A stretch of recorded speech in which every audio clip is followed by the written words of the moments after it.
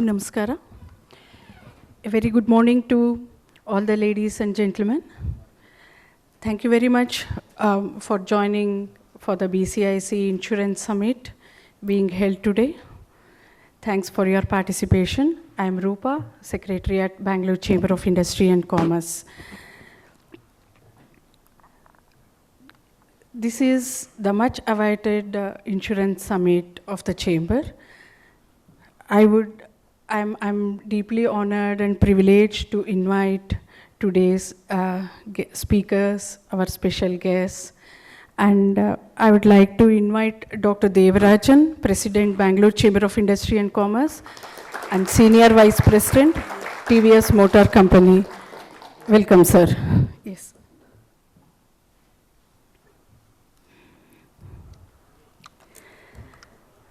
I'd like to invite Mr. K. Viswanath, who is the chairman of our Banking, Financial Services, and Fintech Expert Committee and managing partner of KP Rao & Co.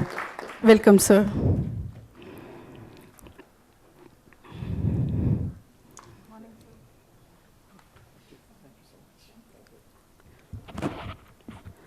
I'm very privileged to honor Madam Geetanjali Vikram Kirloskar, Chairperson and Managing Director, Kirloskar Systems Private Limited, and Chairperson, Toyota Tsusho Insurance Broker India Limited. Welcome, ma'am.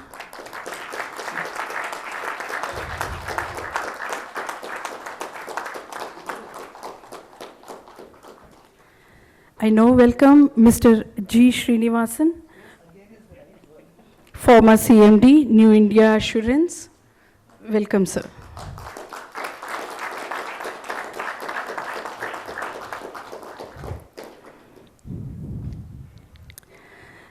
I would invite Mr. Devarajan, who is the MD and CEO of TTIBI, Toyota Tsusho Insurance Broker India Private Limited. Welcome, sir. I now invite Dr. L. Ravindran, who is the mentor for Banking, Financial Services and Fintech Expert Committee and CEO and Managing Director of WealthMax Group of Companies. Welcome, sir. I welcome Mr. K.R. Subramanian, Executive Vice President, Toyota Tsusho Insurance Broker India Private Limited. Welcome, sir. The Chamber once again acknowledges the support of all the speakers who have joined for this session. And we would like to start the summit with the auspicious of lighting the lamp. I would request our dignitaries on the dais to kindly join in lighting the lamps.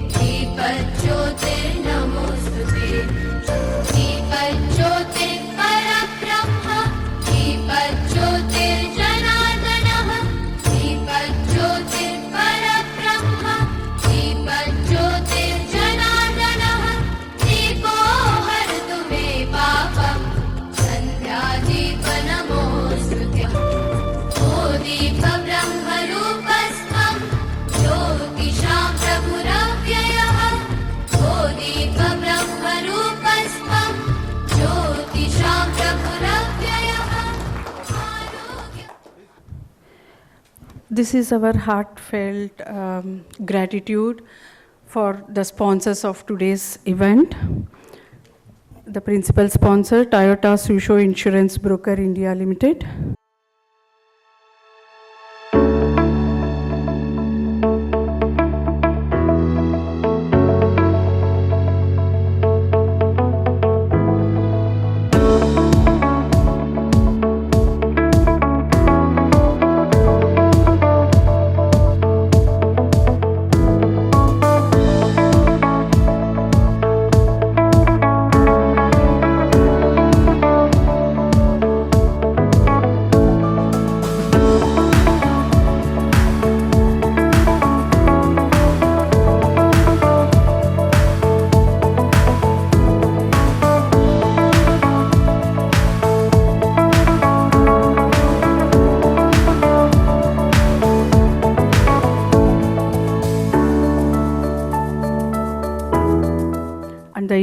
sponsors, ICICI Lombard, HDFC Ergo.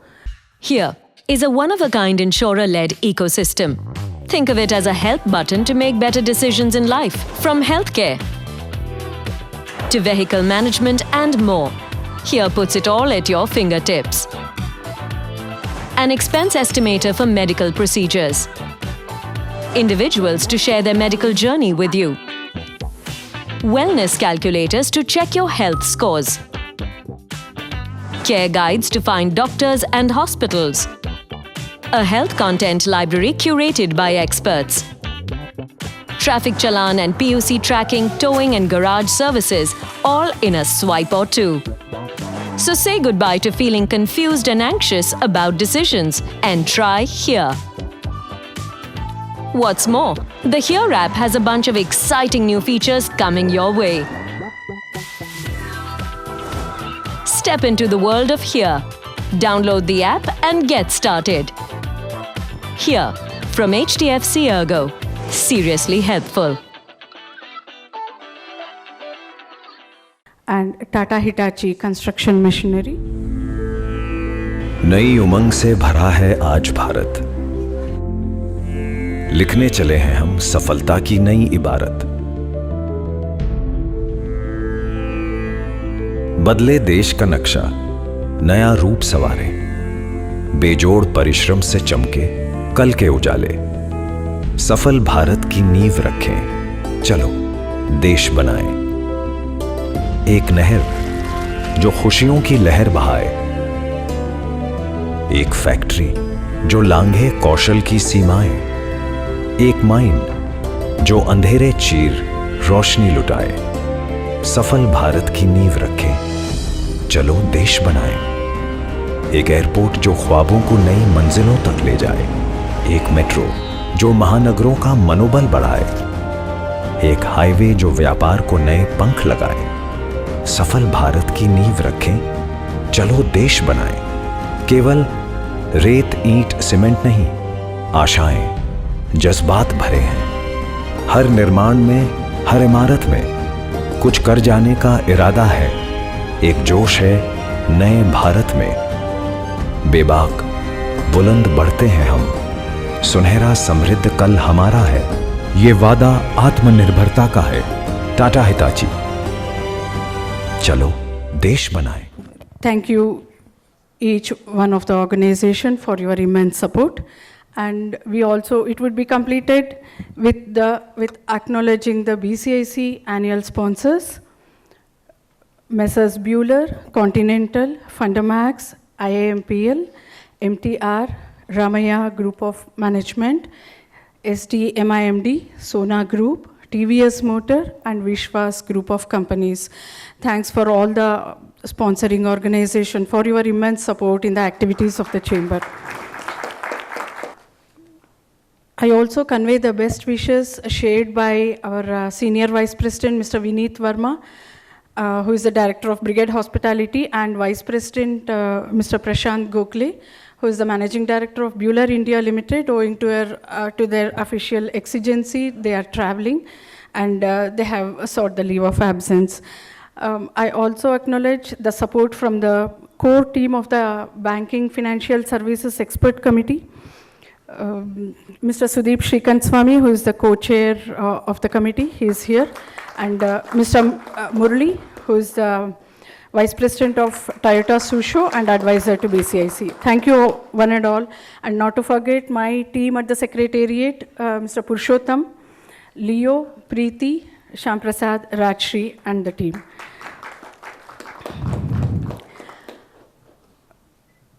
I would like to invite Ms. Bhavna, who is the Deputy General Manager at Toyota Tsusho India, Insurance Broker India Private Limited, who will be part of the MC today.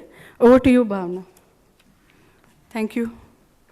Good morning, everyone, and thank you so much for making your presence today at this event and making it, a presence worthwhile. Thank you so much. Thank you, Rupa, for the warm welcome to all our dignitaries on stage and all our sponsors. And I would like to start with inviting Mr. Devarajan the guiding light as president of BCIC and senior vice president, TVS Motor Company for 38 years. His leadership has led to new product development in the company. He's facilitating implementation of new process technology, lean manufacturing systems, digital manufacturing, TPM and JIT across the company. Awarded by the prestigious Rolls-Royce Award for Excellence in Manufacturing Concepts and Implementation in UK, and the Thought Leadership Award by Automotive Manufacturing Solutions UK. Please join me in welcoming Mr. Devarajan. Thank you. Good morning to everyone, and good morning to the dignitaries on the dais. First of all, wishing you a very happy Mahashivratri and Women's Day.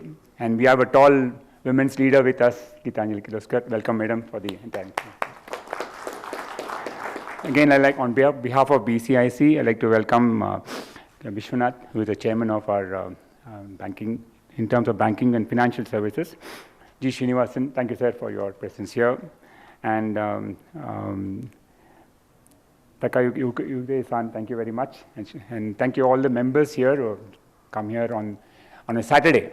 It's important for us to see that, and I was told that for insurance, this is the most important and critical time. I think you all have the renewals happening from April 1st. I think there's a huge demand for the insurance. So Bangalore Chamber, just for introduction of Bangalore Chamber, we are 47 years young in one of the leading chambers in Bangalore. We have offices in Japan, and now recently we have signed with Netherlands and Saudi Arabia also during the WTC program. And we are marching forward to have more than 850 members in our team. And we have more than 28 expert committees in terms of manufacturing, finance, taxation, CSR. Many seminars have happened. More than 250 seminars happens every year. And even this year, it's going to be more than 250 seminars. It's almost like one seminar almost every day. I was telling Geetanjali Kirloskar also, we meet many often in many of the programs also. And thank you very much for your support, madam, in all our initiatives. Thank you very much. See, major thing today is on insurance. So we talk about GDP growth. GDP growth definitely growing top 5, top 3 as we go forward. And manufacturing, which I also very much particular, is a key for the next future growth. And with all the PLI schemes, many of the initiatives, definitely EV, changing the technology. So if you look at the overall situation of push and pull from the government, there's a lot of push from the government also, a lot of initiatives on PLI, EV coming into picture, and initiatives for supporting MSMEs. And there's a pull from the companies because India is growing, and definitely there is a huge Indian market. So hence, a lot of importance is given for many people coming to India, and definitely by 2030 odd, we'll definitely be in the top 3 as we try to do. And there's a lot of challenge in terms of sustainability, challenge in terms of environment as we go forward. In this VUCA world, as we normally call, okay, volatile, uncertain, complex, ambiguous, we have to take a lot of initiatives.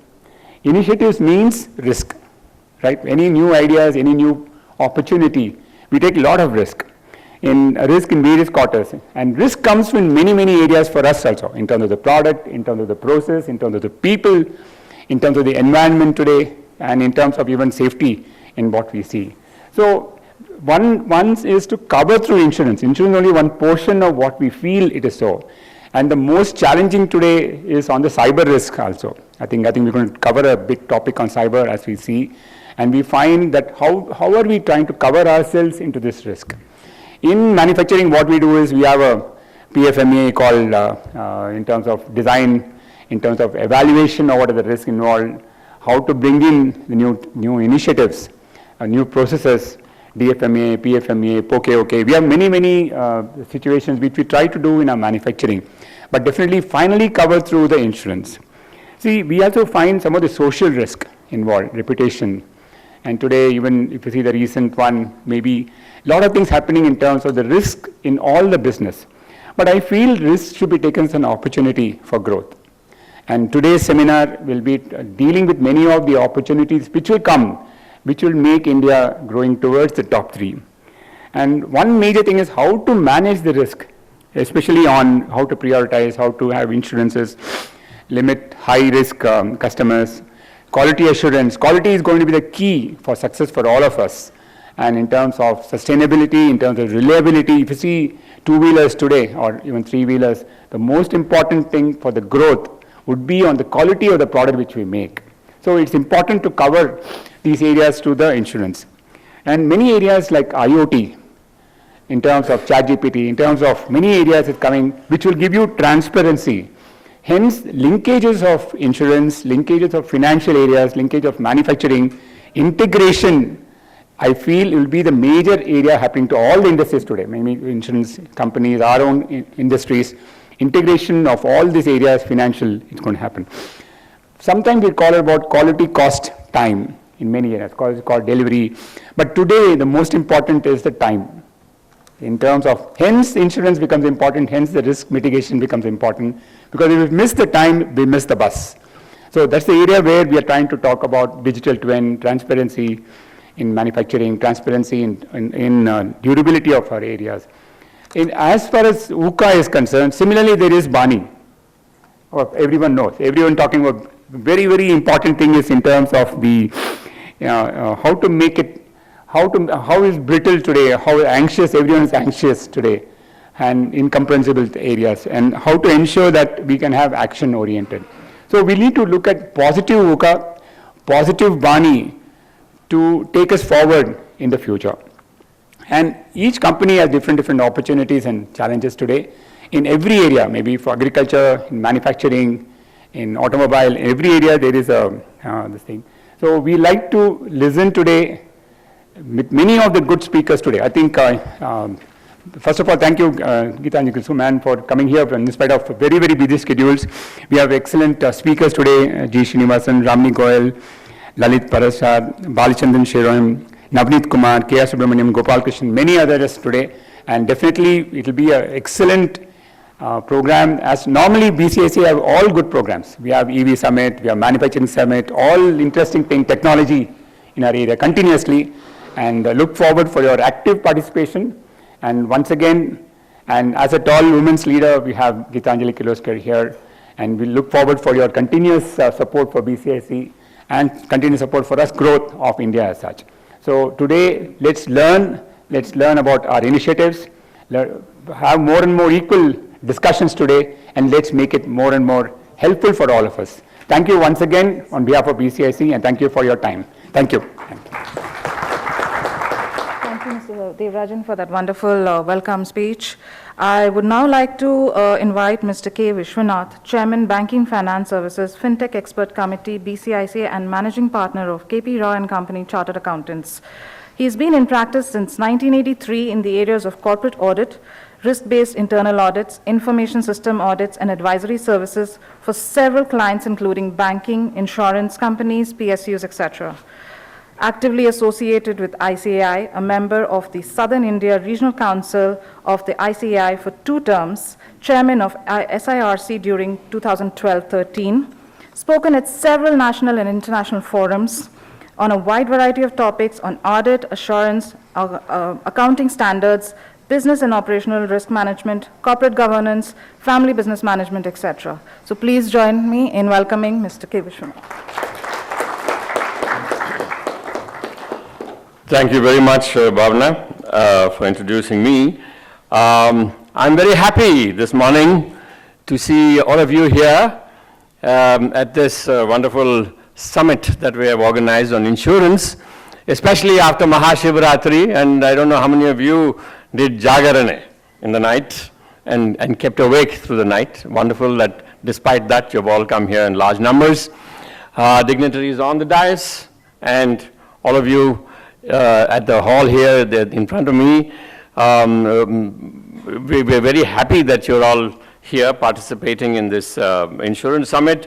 My president, Mr. Devarajan, has sort of generally even talked about the need for this summit and what we're going to be doing, talking and discussing and so on and so forth. So I won't go too much into it, except to say that we have a very tight schedule. This program should end with lunch. So therefore we have, very, very critical times timelines to follow.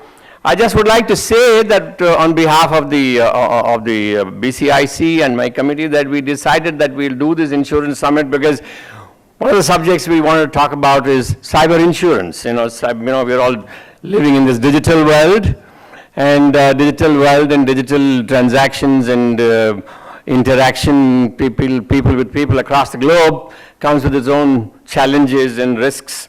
Cybersecurity is extremely important, and we also talked about, we wanted to talk about directors and officers liability insurance, because today in this environment in which we all operate, directors and officers are always worried about the risk that arises from their taking decisions on, for the company, for the management, and therefore that's an important subject. We thought we should talk about it. Trade credit insurance is another very important aspect, because it's been there for over the years. Businesses, there's risk in trade credit, but there are some new concepts of trade credit insurance which we thought we should be exposed to. Then, of course, marine insurance. Yes, that's extremely important for all of us in business and commerce. So we're going to be talking about these subjects, and we have some wonderful speakers lined up. As my president said, we have Mr. Ramneek Goyal from the ICICI Lombard General Insurance Company talking about cyber insurance. We have Mr. Lalit Parashar, Deputy Vice President Commercial Underwriting from SDFC Ergo, speaking about D&O liability. We have Mr. Balachandran Shioram, Executive Vice President and National Head Marine Cargo Underwriting from Tata AIG, talking about marine insurance. And we have Mr. Navneet Kumar, Business Head North India of Atradius India Credit Management Services, talking to us about trade credit insurance. After these four speakers enlighten us, we're going to have a panel discussion, which will be very interesting, because we can talk and interact about various concerns we might have, questions we might have to ask, and so on. And we have this expert panel addressing many of these issues, which is going to be moderated by Mr. N. Gopalakrishnan, Director, Zen Insurance Brokers. And after that, of course, we will have a quick summing up and a vote of thanks by my co-chair, Mr. Sudeep Srikantaswamy. And we hope to have a nice networking lunch together after the end of the seminar, hopefully by about 1:15 or 1:30. So this is the general format of the summit today, and happy learning to all of you, and let's look forward to a wonderful summit. Thank you so much. I have the privilege of introducing Mrs. Geetanjali Vikram Kirloskar. Madam, thank you very much for being here with us. She is the chairperson. She is the chairperson and managing director, Kirloskar Systems Private Limited, and chairperson, Toyota Tsusho Insurance Broker India Private Limited. She was awarded the knighthood from the Finland government for exemplary contribution to India-Finland ties on the boards of several corporates and international institutions. She leads several social organizations working towards betterment of destitute women, reinstating children of sex workers, entrepreneurial ventures. She is in a JV with Sakra World Hospital, insurance brokerage business with Toyota Tsusho, real estate with the Embassy Group.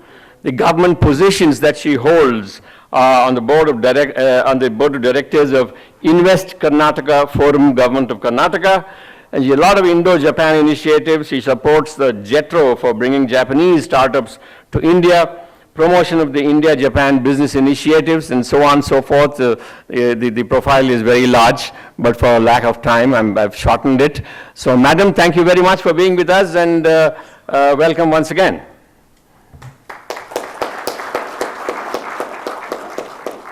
I really deem it my honor to invite Madam Geetanjali Kirloskar on this occasion, special occasion of celebrating Women's Day also.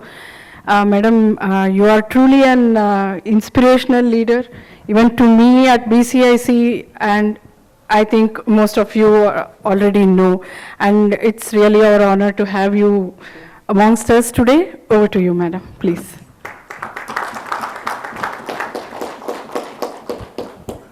I would like to begin by thanking BCIC for inviting me here to deliver the keynote address. and to the members on the dais, the members in the audience from the insurance banking industry. Thank you very much for having me here. I would like to thank Oida-san particularly and Toyota Tsusho Insurance Broker Private Limited India for also inviting me. Thank you. It was Women's Day yesterday, and my introduction was beautifully started as a woman. So there's no getting away from your gender, isn't it, to begin with. I was also asked today to start my talk by complimenting, congratulating womanhood across. So very happy Women's Day to all the ladies in the audience, and happy Women's Day to all the women in the insurance and banking industries. I was just mentioning before my talk to somebody here that in India, the banking industry and the insurance industry is rather characterized by women in not just across the board, but in senior management and leadership positions. So I pray and I hope and I look forward to this trend not only continuing, but strengthening over the decades to come and rising with the India story. So thank you for this honor of also being a woman. And she wanted me to say a few words on this day. You know, I think Nari Shakti has always been a very strong power in India. And even now when I travel across the world, I'm very happy to observe over the last many years that we are not behind when it comes to women power. In fact, we are ahead of some of the Western cultures as well. And I think the Indian woman is not just a gender, I think it's a civilizational value. And therefore, I applaud her, and I am very confident that in Viksit Bharat, in our Prime Minister's dream and vision of taking India right to the top of the economic ladder in the world, women from India, the Nari Shakti of India, will play a strong and a powerful role. The disadvantage of speaking after two stalwarts and speaking third in the list is that almost everything has already been said. So you will have to be a little patient and tolerant as I repeat some of the things. Obviously, when something is important, then it deserves to be repeated. The world is changing, India is changing. The India story is one of high growth and opportunity, as Dr. Devarajan started with. We were the fragile 5, and now we are in the top 5 economies of the world. Change is also coming to our insurance business, maybe more pronounced in India. The societal perception of risk, as he said, cyber risk and many others, has increased over the last few decades, driven by natural calamities, accidents, machinery failures in an increasingly automated world, cyber threats and illnesses. While this increased risk perception can be seen as an opportunity for the global insurance industry, it also calls for our industry to reinvent itself before big tech, armed with increasingly powerful artificial intelligence, disrupts the industry. In India, the insurance industry faces a turbocharged opportunity and challenge. Indian society and economy will undergo a paradigm shift over the following decades. We will go from a low-income to a middle-income country in a decade, and if we stay on our current trajectory, we will be a high-income country in the next 3 to 4 decades. Projections are that affluent households with annual incomes of over 30 lakhs in today's money that can afford a good comprehensive health insurance policy will go from 2.6% today, covering 37 million individuals, to 11% in 2031, covering 160 million individuals, and 26.3% in 2047, covering 437 million people. Based on purchasing power parity, India's health insurance market will approach that of the US by 2031 and perhaps surpass it by 2047. The year 23 saw an 11% growth in health insurance premiums in India. Some of this growth can be due to the lingering fear that this pandemic caused and many more that might come. Accelerated growth in the health insurance sector will become a feature of the Indian insurance industry in the coming decades. The consumer is better equipped, educated with information, and soon with AI at her fingertips, she expects end-to-end solutions. Insurance providers who use advanced data gathering, analytics, and AI to provide single-point health risk prediction, prevention, and intervention services using permission-driven tracking and feedback devices will be winners in tomorrow's health insurance markets.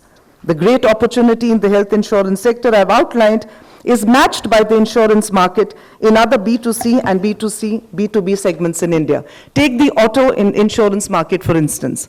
A premiumization trend in the passenger vehicle segment has set in as many other consumer categories. Further, both in the PV and CV segments, there is a trend towards vehicles becoming part of IoT networks. With the right data warehousing system and AI-driven analytics, auto insurance can drive usage and event-driven insurance with real-time premium and claim transactions in addition to prediction, prevention, and intervention, adding value to the insurer and the insured. Climate change will not spare India, and I think we experience this every day of our lives recently. Swiss RE estimates that 95% of India's exposure to natural calamities is uncovered. This is both an immense opportunity, but also a challenge. Insurance companies and intermediaries will address this sector in all its dimensions, with the government to cover public infrastructure and property owned by the underprivileged, the commercial sector, and private residential property owned by middle class and affluent households.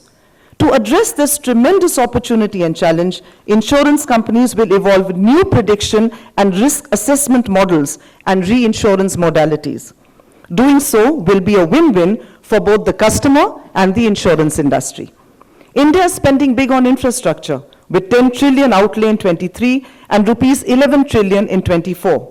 If India is to grow at the pace required over the next 3 decades, its manufacturing sector will need to expand over 14 times, and we know that currently the contribution of manufacturing sector to the GDP is quite low at 17%.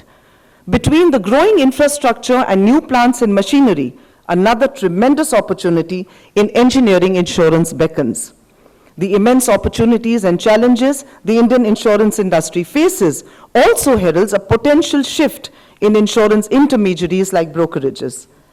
While customer outreach and service will remain key dimensions of intermediation, the opportunity and challenge for the intermediaries is also to become the insurance companies' technology and product design partners.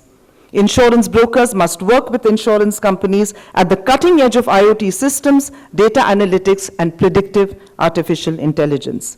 They will also need to build relationships and contracts with insurance companies that enable them to design and sell usage and event-based insurance policies in real times within given parameters, of course.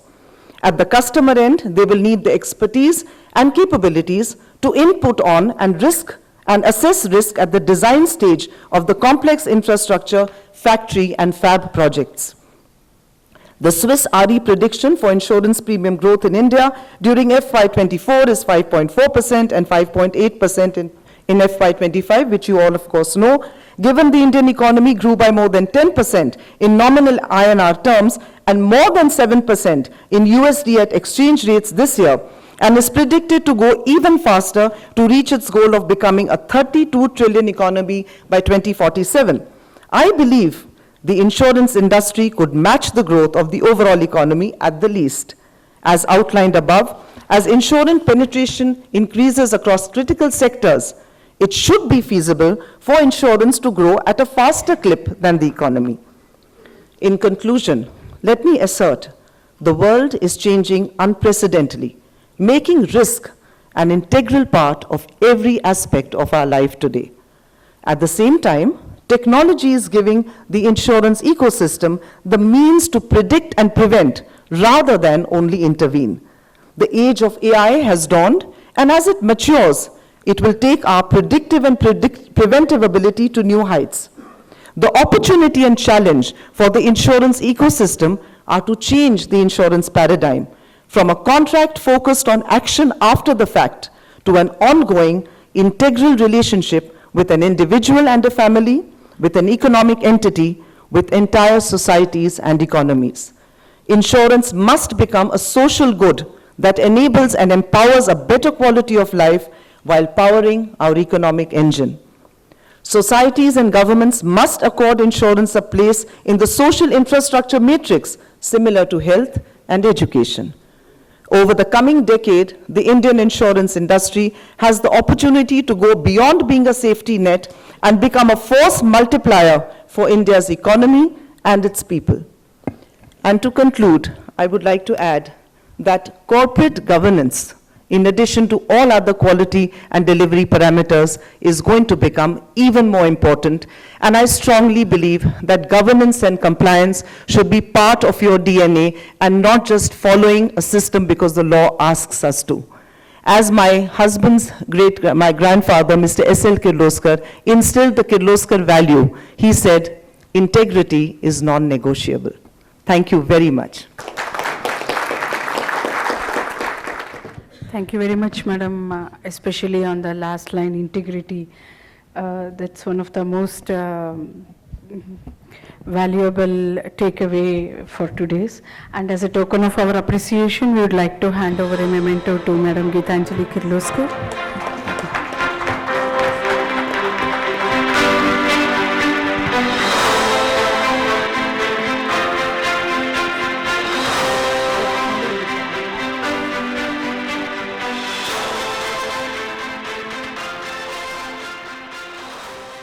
Now over to Mr. Sudeep Shrikanswamy.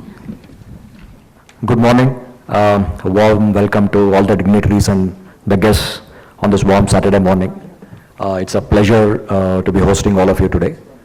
Geetanjali ma'am, thanks so much for the wonderful presentation. As a father of 2 daughters, so Women's Day is a very important thing for me all the time, yes. So, I think as ma'am set the context, like, with the data-driven, power-packed data, she gave, I was just making some notes. It's that much more important, so how we go today, deeply discussing about what is in store for insurance.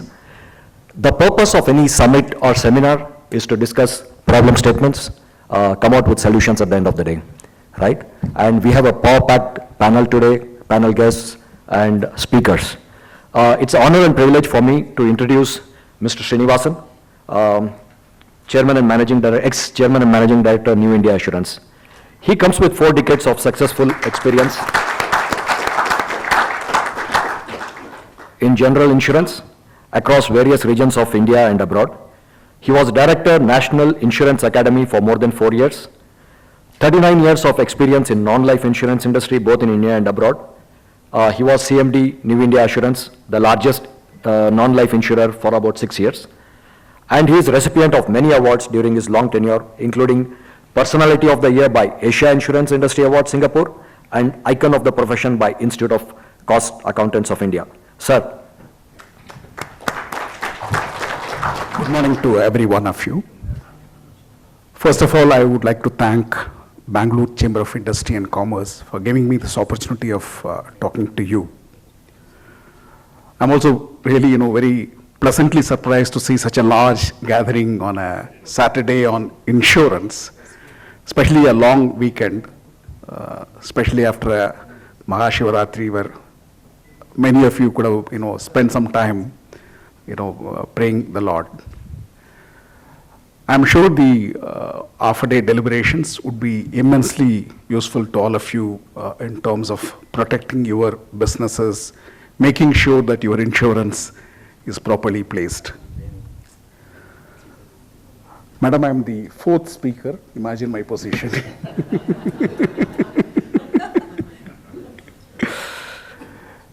The general insurance sector in India is growing very rapidly over the last many years. The last decade, it's grown by about a CAGR of 17%. Last year, the industry did about 2.57 lakh of crores. And this year, I expect this to go very close to 3 lakh crores. But what's more important is the sector is poised for a tremendous growth in the coming years. I really expect the sector to grow at 18 to 20% for the next 20 years till India reaches global levels of insurance penetration density. I know Swiss Re had given very moderate numbers of 7%. Of course, that's on real terms. But this 18 to 20%, the next 20 years is clearly a certainty for the Indian insurance sector, both life and non-life. So the insurance industry is really poised for a great progress in the coming years. This is largely because the insurance penetration density in India at this point of time is one of the lowest in the world. An average Indian spends hardly about 900 rupees on insurance, both life and non-life put together. On the general insurance, he probably spends only about 200 rupees. Clearly, with economic growth, increase in standard of living, increase in disposable incomes, and awareness about the need for insurance, the average spend of an Indian citizen on insurance will clearly increase in the coming years. We talk of a concept called protection gap. India is one of the largest protection gaps you compare anywhere in the world, even comparing some of the economies which are worse than India in terms of its size and also per capita income. When I was in National Insurance Academy, very recently, we did a research on the protection gap in India. What are the reasons, what are the solutions?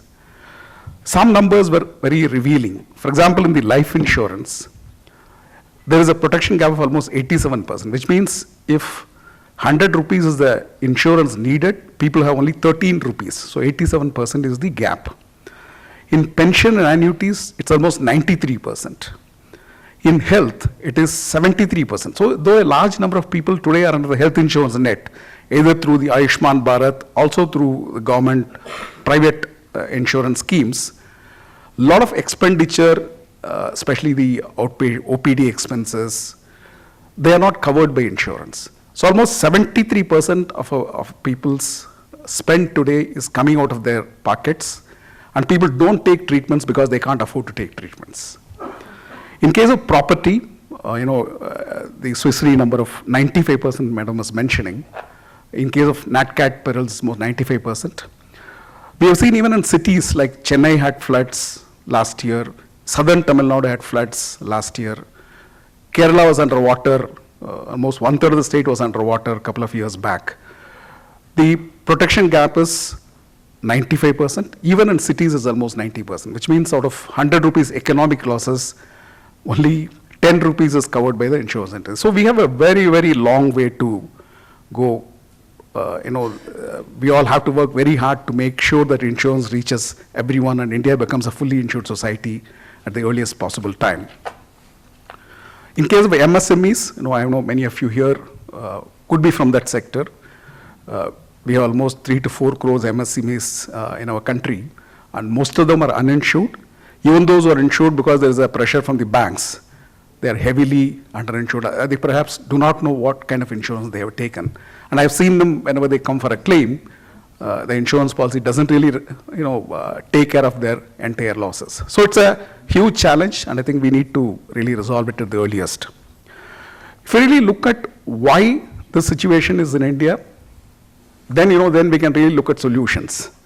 Couple of reasons. One is, of course, there is a lack of awareness about the concept of insurance, how insurance could be a risk mitigation tool for individuals, families, and businesses. So I think this awareness needs to be, increased in a big way among the people and businesses and industries. The second is lack of awareness of the products. So the insurance industry today has a large number of products which can be used by the customers.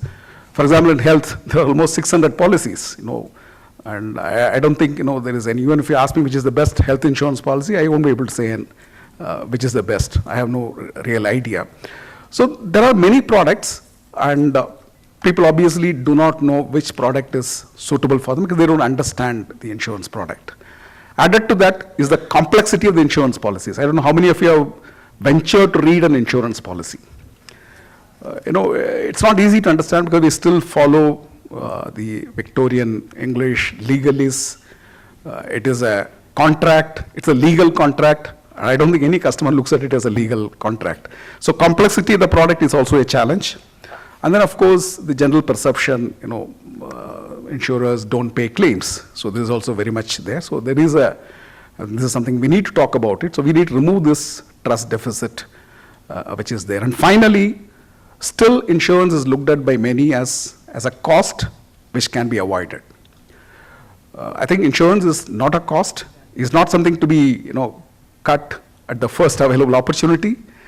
This is an investment to protect a business and an industry from unfortunate incidents. So I think both the insurance sector as well as the customers have a role to play to make insurance better understood and make insurance reach out to everyone. Friends, insurance is very important. Let us not underestimate the importance of insurance. Wealth accumulated over years can just be destroyed overnight if there's no insurance. I've seen it in my eyes. I've been talking to some customers over the years for taking insurance. They said, I will take it later, I don't have money now, I don't want to spend money on insurance. I've seen their factory getting destroyed by fire. Not only the owner lost money, the employees were virtually on the streets. So it's not just only one person gets impacted, the whole workforce which depends on that industry, on that business, also suffers because insurance was not taken. Similarly, a breadwinner dying because of a road accident, the family suffers. Businesses can impact the economy. If a big industry is not able to come back, the whole economy is impacted, the whole ecosystem is impacted. So I think insurance is very, very important. That's the reason why today, especially the last few years, both the government and the regulators have been doing a lot of things to increase insurance penetration. On the government side, as you know, if you increase insurance penetration, you need more capital. So government increased the FDI to 74%. It's just a matter of time this 74% becomes 100%, maybe after the elections, it can happen. Secondly, there is a new insurance legislation which is waiting to be passed. Again, something which can happen as one of the first things of the new government. This will really make India on par with the global practices when it comes to the insurance sector. So government is putting a lot of pressure. Apart from, government also has done a lot of things to make insurance reach out to people. For example, some of the products like Pradhan Mantri Suraksha Bima Yojana at a very low cost, 2 lakh personal accident cover. Pradhan Mantri Jeevan Jyoti Yojana, again at a very low cost, 2 lakh life insurance cover. I think this has reached almost 25 crore people at a very simple, the process is very simple. Not only the premiums are low, more than that, the process of taking these policies is very simple. That's why it has reached 25 crore people in no time. Similarly, the government came out with the largest health insurance scheme called Ayushman Bharat, which almost covers 50 crore people for 5 lakh sum insured. So which is again a great initiative of the government to reach insurance to the people. And then in case of agriculture, the government virtually subsidizes the whole of the premium. Only very little premium is paid by the farmer. Almost 5 crore farmers are benefited by the Pradhan Mantri Fasal Bima Yojana. So government is playing a direct role in ensuring that people are insured, and it also creates an awareness on insurance. We did a study of the Pradhan Mantri Suraksha Bima Yojana, how many people are benefited. We realized that almost 75% of beneficiaries were people from a very low economical strata of society, and this 2 lakhs did make a difference to their lives. So insurance is that way, very, very important. On the regulator side, the IRDAI has been very active in the last 2 years in developing the insurance sector. So there's a lot of focus on penetration. The regulators articulated a vision that by 2047, there should be insurance for all. When we say insurance for all, it's just not that one policy will make it insurance complete. An individual needs a life insurance policy, a health insurance policy, an accident insurance policy. A business needs a fire insurance policy, a business interruption policies, a cyber insurance. So I think only when a business or an industry or an individual avails all the basic policies is important, we can really say that he is fully insured. This is the kind of situation we should reach by 2047. That's the regulator's vision. It is working very hard on it. There's a lot of focus on technology. How do we use technology to reach out to people? Because India is a huge country, and you can't have a high-cost distribution methodology to reach out to people. So how technology can be used to solve this distribution problem is also something the regulator is working on. And the regulator is talking of a Bima Trinity, which many of you could have heard about it, an electronic marketplace called Bima Sugam, where all insurers, brokers and agents will be there. The customer can get into the marketplace, compare products, and he can take a policy in a very simple manner. And claims could also be lodged through this electronic marketplace. So this is now currently work in progress, could happen maybe in a year or two. Then there's a concept called Bima Vahaks, which is basically women-centric agents or intermediaries, whatever you call them, who will go into the rural areas and talk to people. Because there is a sense that women will be able to convince people to take insurance better than men. So I think that's the concept of Bima Vahaks. And third is Bima Vistar. This is a combination product of life, health, and accident. So, people don't have to take multiple policies. I'll just take one policy which covers all my insurance needs. So this Bima Trinity is work in progress. Maybe it can take a year or two. Once it happens, it could make a big difference to the people to take insurance. The access becomes very, very simple. It also could create affordability in terms of economical premium. So the regulator is working hard. Hopefully, his vision of insurance for all by 2047 will happen much earlier, because we can't wait till 2047 to make sure that insurance reaches everyone. Now, coming to the customer side, industries and businesses, I know we have always had traditional risks like fire insurance, business interruption insurance, motor, health. But today, a lot of new risks are emerging. For some of them, we are going to talk today. One is, these risks affect the economy, affect the industry, and also, affect particular businesses. What we today see is geopolitical tensions across the world, something, which was not the case 3 years, 4 years back. We had a pandemic, but then these geopolitical tensions were not there. So there's a war in Europe. Middle East is quite tense. So we have seen, ships, cargoes getting affected by, missiles. So the marine war rates are going up. Cargo rates will also go up. So this is not just something happening in some other part of the world, this is going to affect us. So geopolitical tension is something which is a reality today. It's affecting the economies across the world. There are sanctions, supply chains are getting impacted. So this is something we need to deal with. The second is, what my previous speaker spoke about, is climate risk. And from insurance, it's very, very important. Today, the natural catastrophes have increased. India always used to have cyclones in the East Coast, but today we see cyclones are on the West Coast as well. Every year there are at least 2-3 cyclones on the West Coast, 2-3 on the East Coast. The intensities have increased.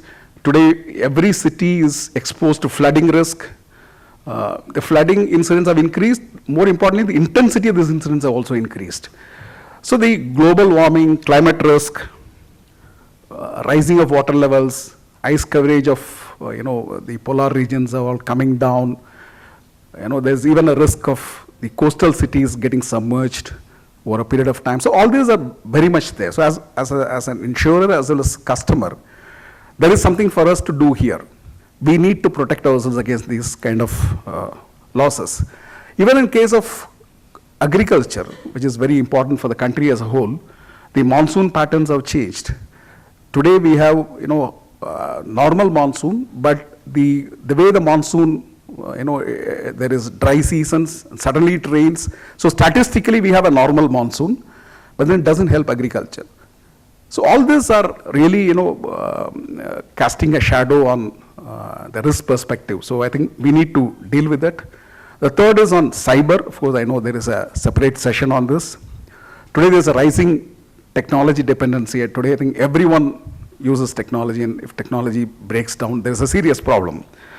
New technologies like artificial intelligence, IoTs and blockchains, the digital environment, especially in India, is increasing. I mean, India can really proudly say that they are far ahead of many of the Western countries.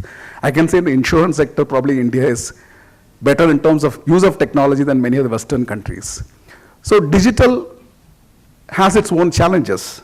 There are increased malware, ransomware attacks, phishing attempts, data leaks. I mean, even the government data agencies are being hacked. Even insurance companies have been hacked. So insurance data is also on the dark web. I mean, we have seen those instances in the recent past. Some of the important information like health data are all being, taken out by these hackers. So there is a serious cyber threat looming on all the industries. Today, I can very clearly say in the boardrooms, this is probably the most important discussion. What kind of cyber risks we are exposed to, and how do we protect ourselves? So that's an important emerging risk. Cyber risk can cause property damages, especially to industries which are heavily dependent on technology. There can be business interruption, there can be liability scenarios, there can be financial losses, there can be data breach issues.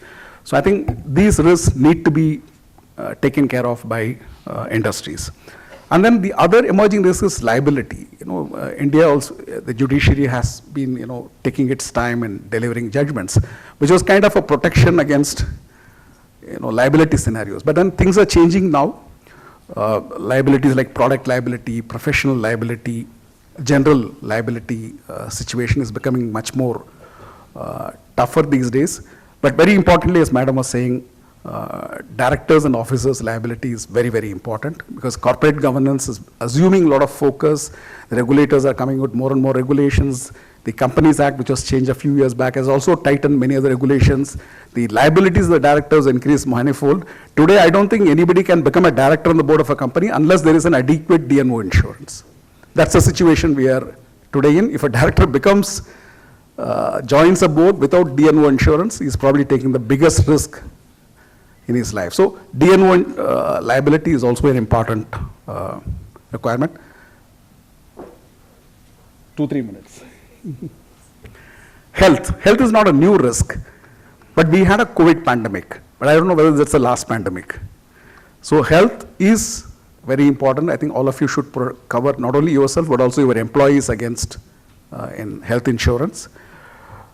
What is important is the health. India has very good healthcare, treatment facilities, but the cost of healthcare is very, very high. It's increasing. The medical inflation double the normal inflation.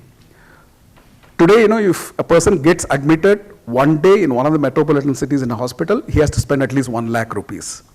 So unless he has a adequate health insurance, not 5 lakhs, 10 lakhs, probably people today need 20 lakhs, 30 lakhs, 40 lakhs to cover themselves reasonably well against these kind of health risks. I think that's very important, because I've seen people, a liver transplant just happened a week back.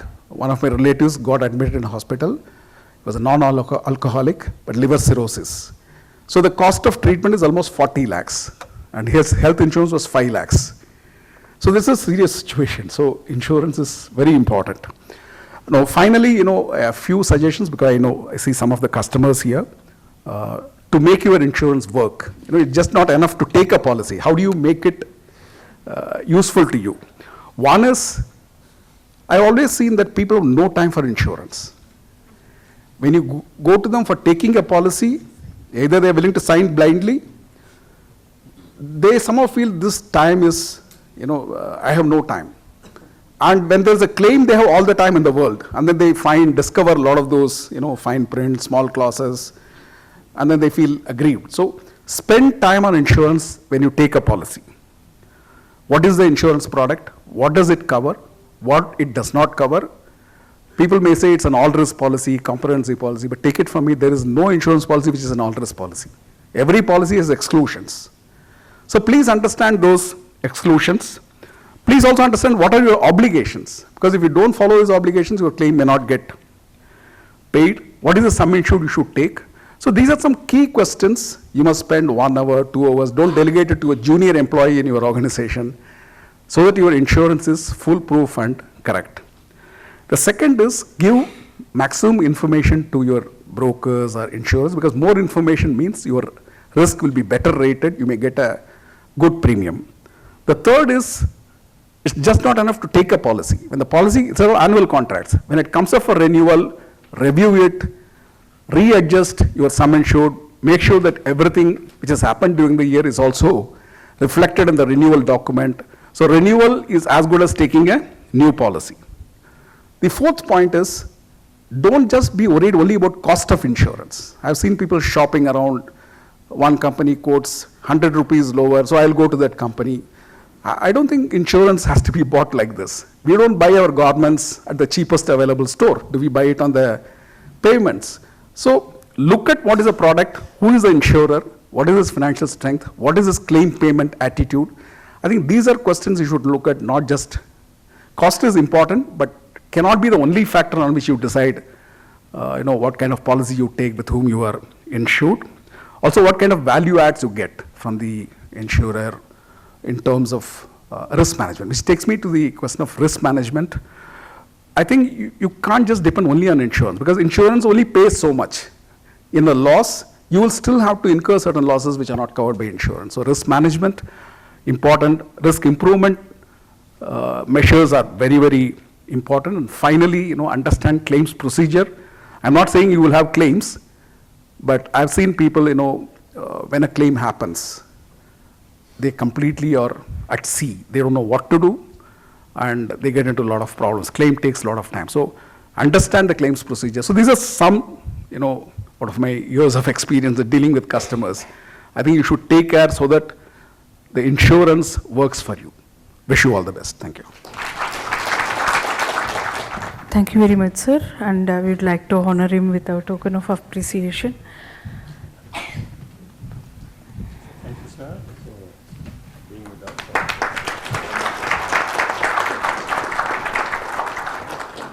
Ma'am, I would like to have your presence for just a couple of minutes, ma'am. Thank you. Now it's time to acknowledge our sponsors of today's summit. I would like to invite Mr. Uvidasan, Mr. K.R. Subramaniam to join us on the stage.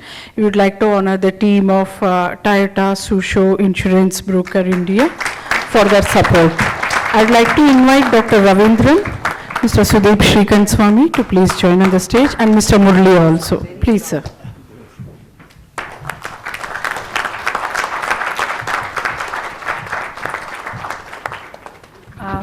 Madam, I'm just 2 more minutes. Yes, yes. Thank you. I would like to invite the team from ICICI Lombard to please join us on stage.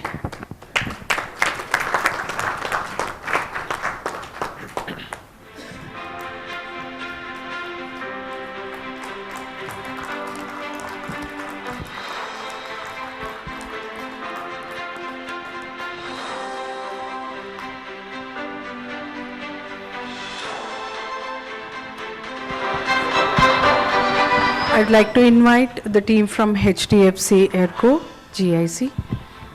Please welcome. Think of it as a help button to make better decisions in life, from healthcare to vehicle management and more. Here puts it all at your fingertips. An expense estimator for medical procedures. Individuals to share their medical journey with you. Wellness calculators to check your health scores. Care guides to find doctor. I'd like to invite the team from Tata Hitachi Construction Machinery. Thank you very much, Mr. Somaskandam, Mr. Vivek Gupta and team for your immense support. Sir metro बनाऊंगा ताकि फल और फूल हर गली तक पहुंचे और फिर मैं हर गली में. Thank you very much once again. Thank you very much. And I would like to request Mr. Sudeep Shrikant Swami to take it over from here. I think we will start the business sessions now in the next minute. Thank you, everyone. So now let the symphony of the knowledge begin. The stage is set, the stars are aligned. Once again, welcome to BCICI Insurance Summit. And the first speaker for the day is Mr. Ramneek Goyal, Vice President and Head of Liability Underwriting and Claims at ICICI Lombard General Insurance. A seasoned professional with 2 decades of experience in liability, has a rich exposure across liability products in various segments. Academically, Mr. Ramneek Goyal is an engineer with Masters in Project Management, holds a fellowship in Insurance Institute of India and an ACII from Chartered Insurance Institute, London. Today he will be speaking on cybersecurity. So please join me in welcoming Mr. Ramneek Goyal.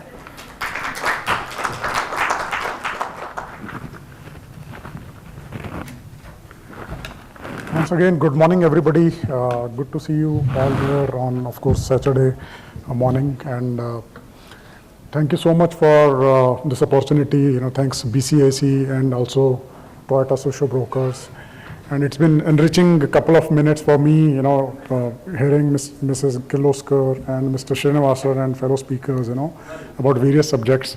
So as we see, we are talking about, the new age risks, new age risks, these are not traditional ones that we have been seeing for so many decades. And these are actually non-traditional risks and also requires to some extent non-traditional approach in managing them or handling them. Am I audible? Yeah, thank you. So, it requires a non-traditional approach also in terms of managing and understanding the exposures, And if you look at, as of now, all of us are so much digitized, it's a very much connected world. And, when we say digitized, connected world, it has got a lot of benefits for humanity. But at the same time, there are, other side also in terms of risk exposures which are going up.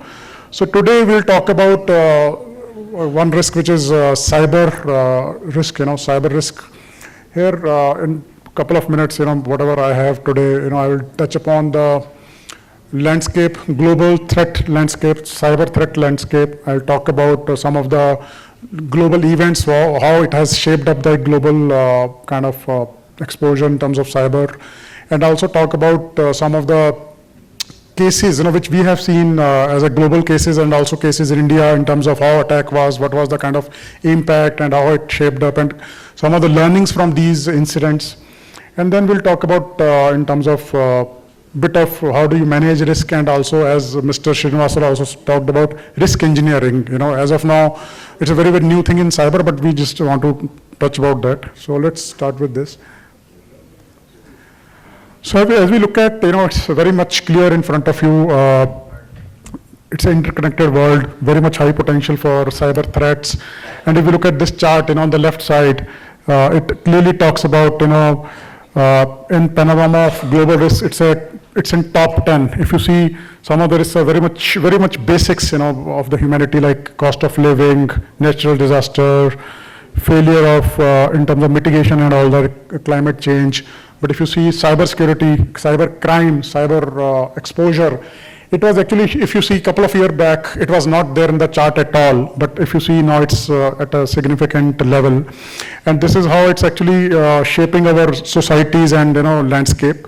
And if we look at in terms of what is happening, in terms of digital journey, so earlier corporates or companies were looking at only data evolution in terms of the data, ICS, OT, etc. But if you see now with the lot of technological advancements, if we talk about, there's a lot of movement, there's movement in terms of like cloud computing, you have a lot of things on cloud, you talk about 5G, you talk about artificial intelligence, generative AI, etc. And this is very, very, of course, exciting to know about all this, but at the same time, these things, they carry a different risk altogether, and it's actually changing the whole landscape.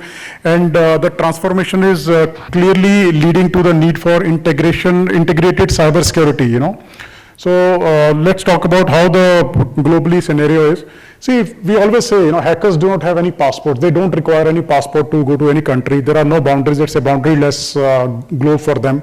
So this is very, very clear from the slide, some of the data points. If you see across the world, it's touched all of the continents, most of the countries. Of course, we can't mention all the countries here because of then slide would look too heavy.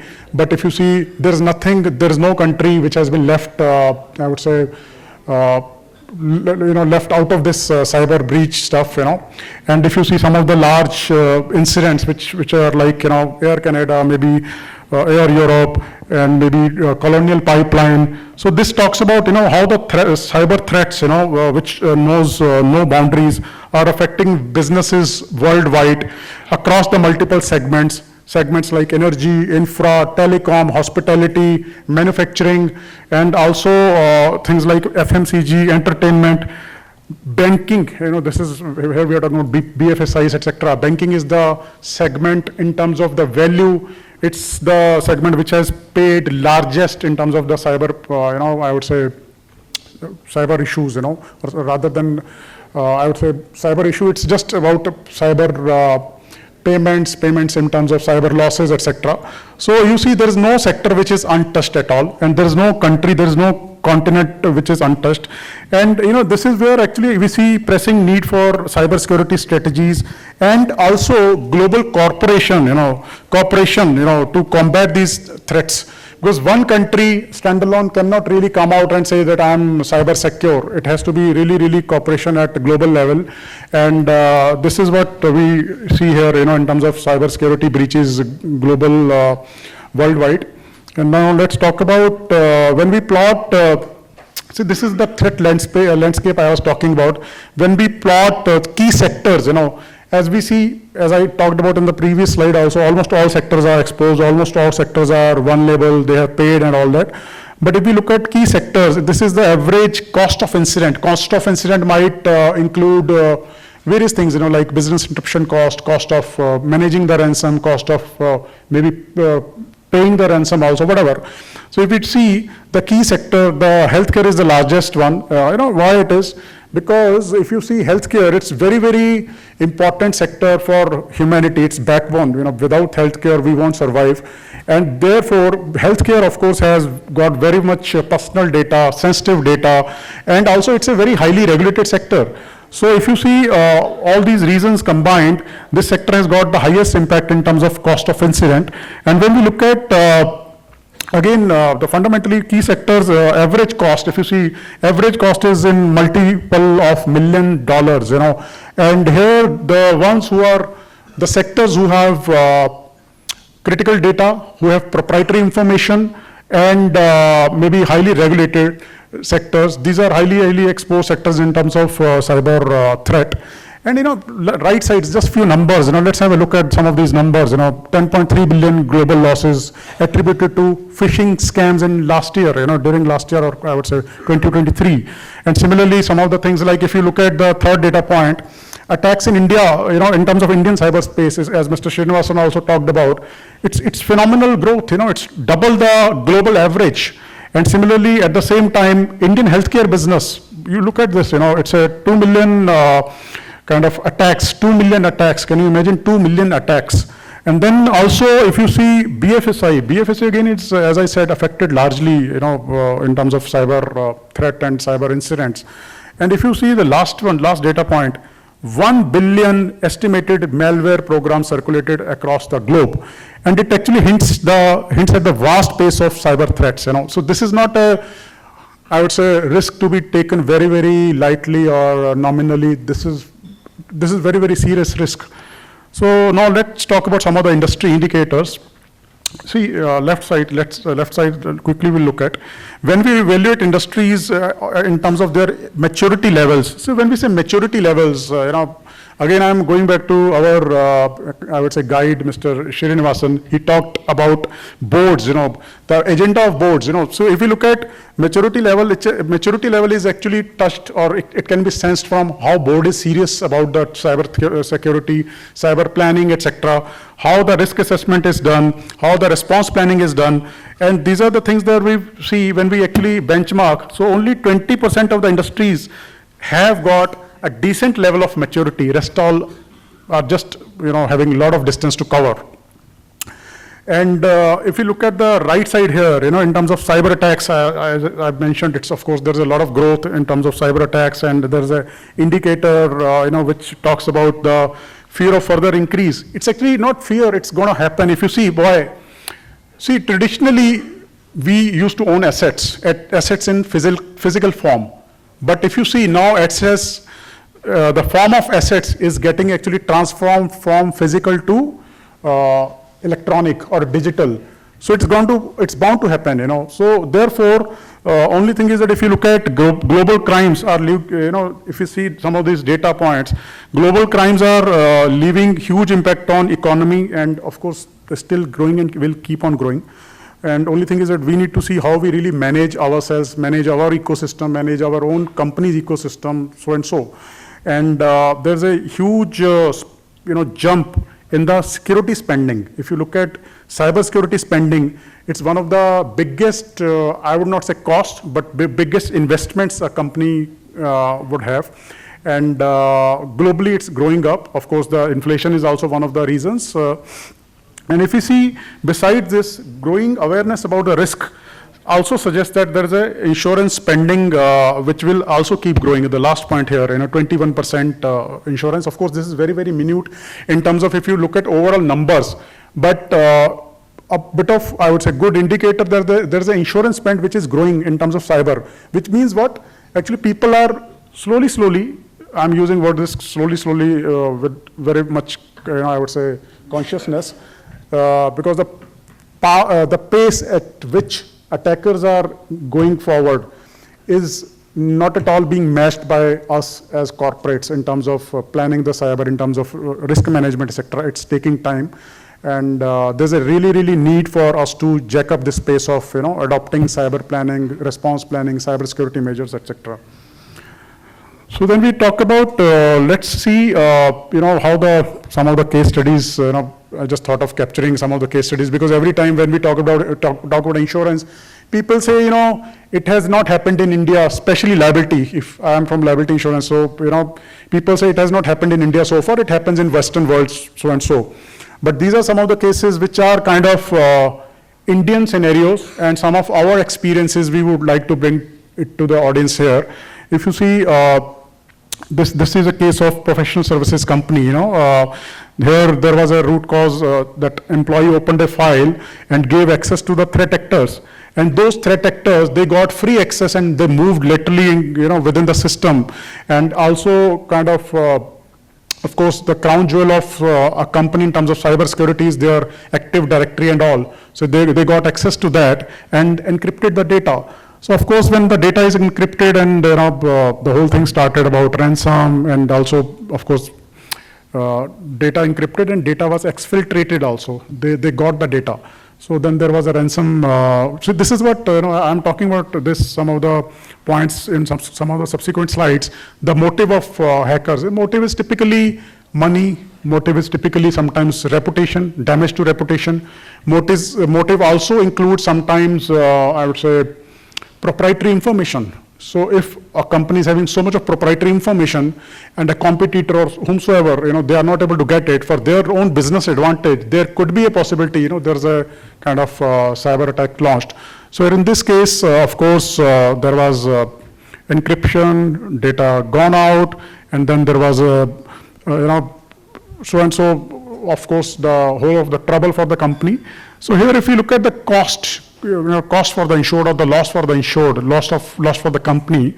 First was the forensic. Forensic is about finding out what has happened, how has happened, and then you segregate the whole problematic area, and then you have that forensic cost is very, very important. It's not so, I would say, it's not so cheap. Forensic is very costly affair these days, forensic, and we call it incident response services.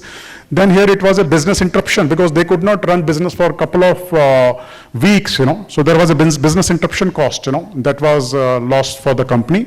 And then costs like data restoration, etc. So whole of the stuff combined together was about $5 million, This is again Indian company, happened in India. It is not a global case study.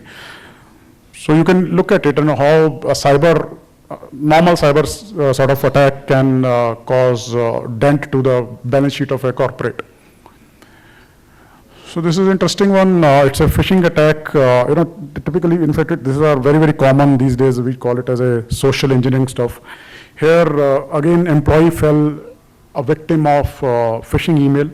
And the attacker, they very much meticulously manipulated the invoice communication. And when they manipulated the invoice communication, that invoice, see, this customer, this, I would say, company was, owing something. They were selling, manufacturing and selling goods. So they were owing money in the sense, the customer was supposed to pay some money. And this attacker, when they got into the system, they manipulated the invoice and also manipulated the bank account numbers.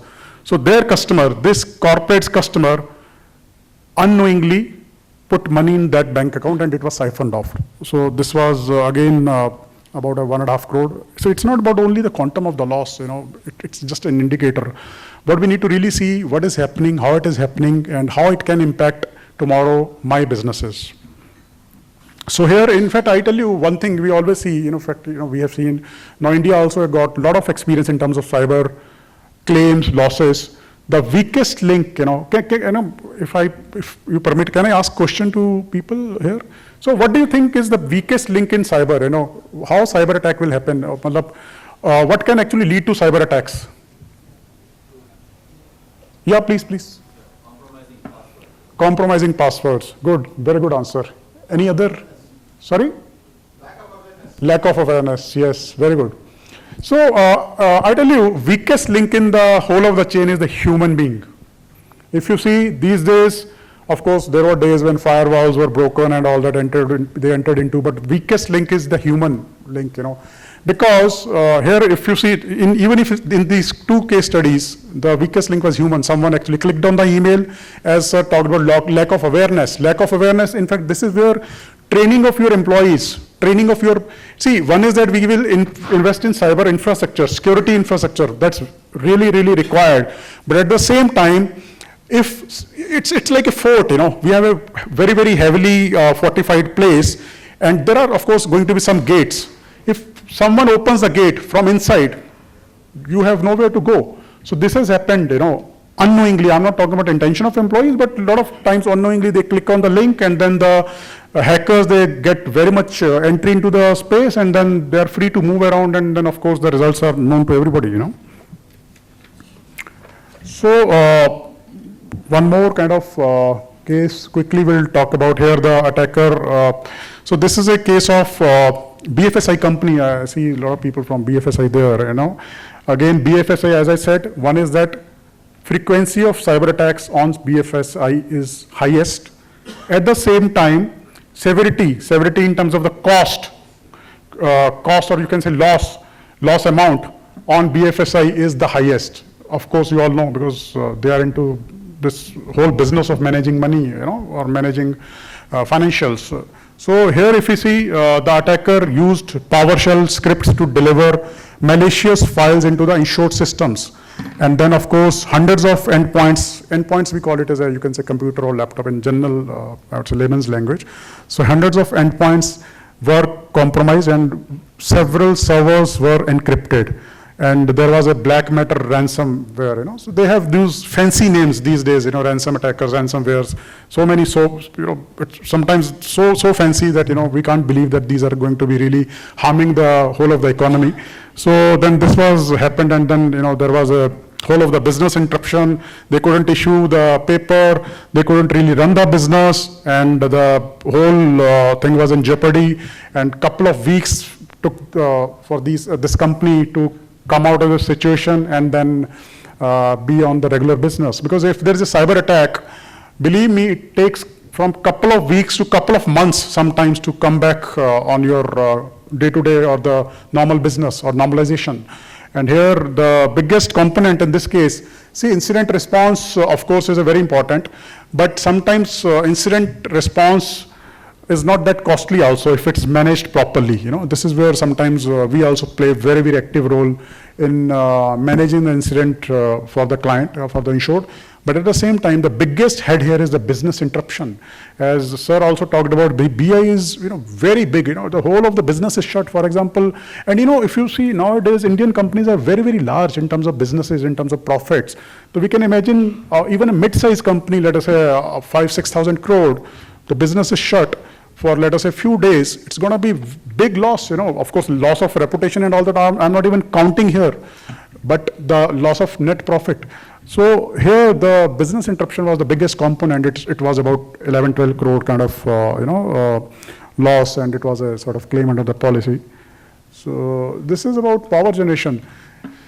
See, power generation, it looks very, very normal when we talk about cyber or risks, but this is one of the biggest exposures in whole of the cyber world, because we are all depending on power, energy.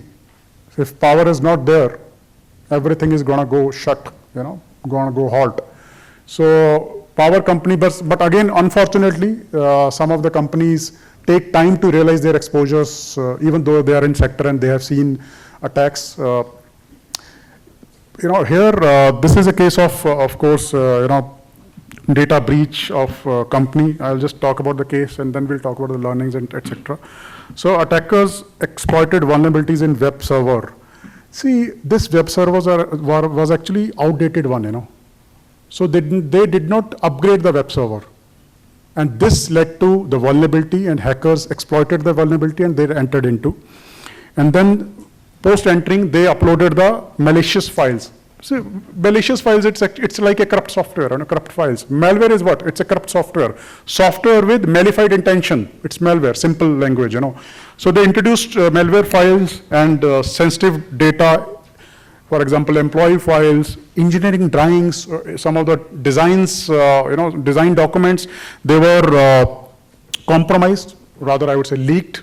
And one thing good was that this company had very good system of backups.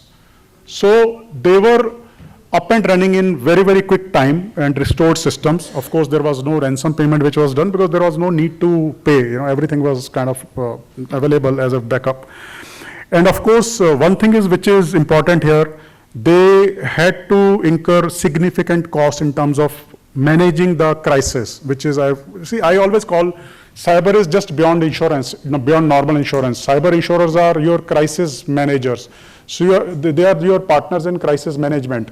So cyber is a crisis situation, It's not like a normal policy that you go and say, okay, I will file a claim and so and so. No, it is need of the hour. At that point of only, you have to really act fast. So here, that is why the cost was significant in managing the whole crisis. It was about 9 crores, so and so. So, again, let's not go by the just values. Let's see what has happened, what can happen, and it can happen to everybody or anybody. We always talk, it's very, very common in our space. We always say there are two sort of peoples.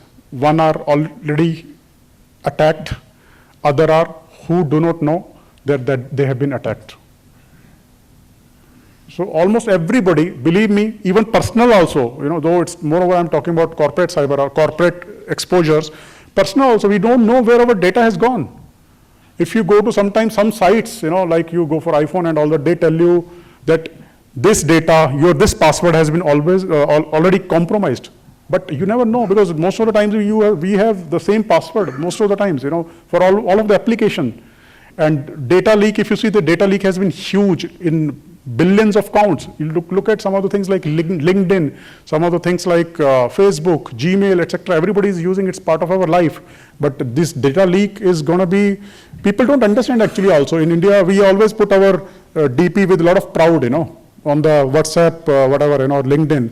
But this is another risk that, of course, I'm not going to discuss here. And then let's talk about some of the quickly, I think maybe I'm running a bit of kind of time. So 5 minutes. So then I need to really move fast. 5-7 minutes, no problem. So, okay. It gives me a bit of breather. So, overview of attacks, as I talked about, I think it's something which I already covered in terms of the objective of attackers and how they move about. And stages, stages, it's a bit of technical, but again, attackers, they are very, very intelligent. They get intelligence first, then they deliver the malware, then the malware code is executed, then they gain control, and then, of course, one fine day we see when we come to our office that systems are locked. And I tell you one interesting thing, most of the cyber attacks happen during the holiday season. Because when holiday season, everybody is relaxing, even IT guys are relaxing to some extent. Relaxing in the sense, they are not really sometimes on the radar, and users are not there. They can actually, it goes undetected. And also most of cyber attacks happen during the night time. So this is the proven data from our own kind of claims also. I won't spend much of time on this slide. And what happens during the data breach. So this is where which I talked about company means it could be corporate or their insurer. They appoint the forensic experts. Then they talk about, you need to really make an announcement that you have been breached. And then you talk about the credit monitoring services. Then of course regulatory is very, very important there. You have a lot of laws which govern cyber. For example, you have GDPR in Europe. If you are handling data of any European sitting in India also, you have to comply with GDPR. Similarly, now we have our own act, which is DPDP, Data Protection, Personal Data Protection Act, so and so.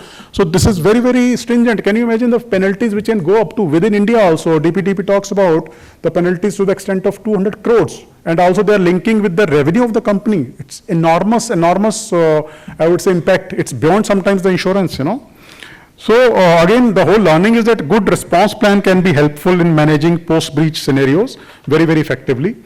And then quickly on, how the attacks or ransomware is managed. So first is containment. So when you see that this part is affected, so it's like a cancer, so you cut it and then remain the other one unaffected. And then you talk about how it has happened and how to counter it. This is what we talk about, this is what we say cyber forensics. Then restoration, whatever has gone out, whatever has been encrypted, so and so. So you need to restoration, you need to carry out restoration that you are up and running, you as a company or systems. And then of course, dark web monitoring, it's very important. Sometimes we say everything is closed, my data, everything is there, and then I'm up and running. But you never know how much data has gone out, and you never know sometimes the impact of that data on your businesses, So that's very important part here. And I won't go into the detailings of how we engage in terms of the, the ransomware management. Just a bit of it, as we talked about some of the exposures here. Let's look at, how do we manage exposure? Of course, the best way to manage exposure is to have a resilient, I would say the good cyber plan, good cybersecurity posture, and it should be on top of your board's agenda. Good investment should happen because it's not a place where we should be saving cost or saving money. And then in spite of that, in spite of all that, whatever we do best, there could be a possibility of cyber attack. Then what do you do? So this is where your one of the risk management tool is, which is insurance, cyber insurance. So what is cyber insurance? It essentially covers the company for those losses which happen because of the cyber attack. So losses are, again we talk about immediate reaction. When you say cyber attack ke baad kya hai, you have to have incident response and forensic. That's a very important, very, very important. Let me tell you, it's the most important. If this is done properly, cyber attack can be managed very, very well. I tell you, we had a case, one of the top Indian corporates, they had cyber attack, and then the ransom demand was 350 crores.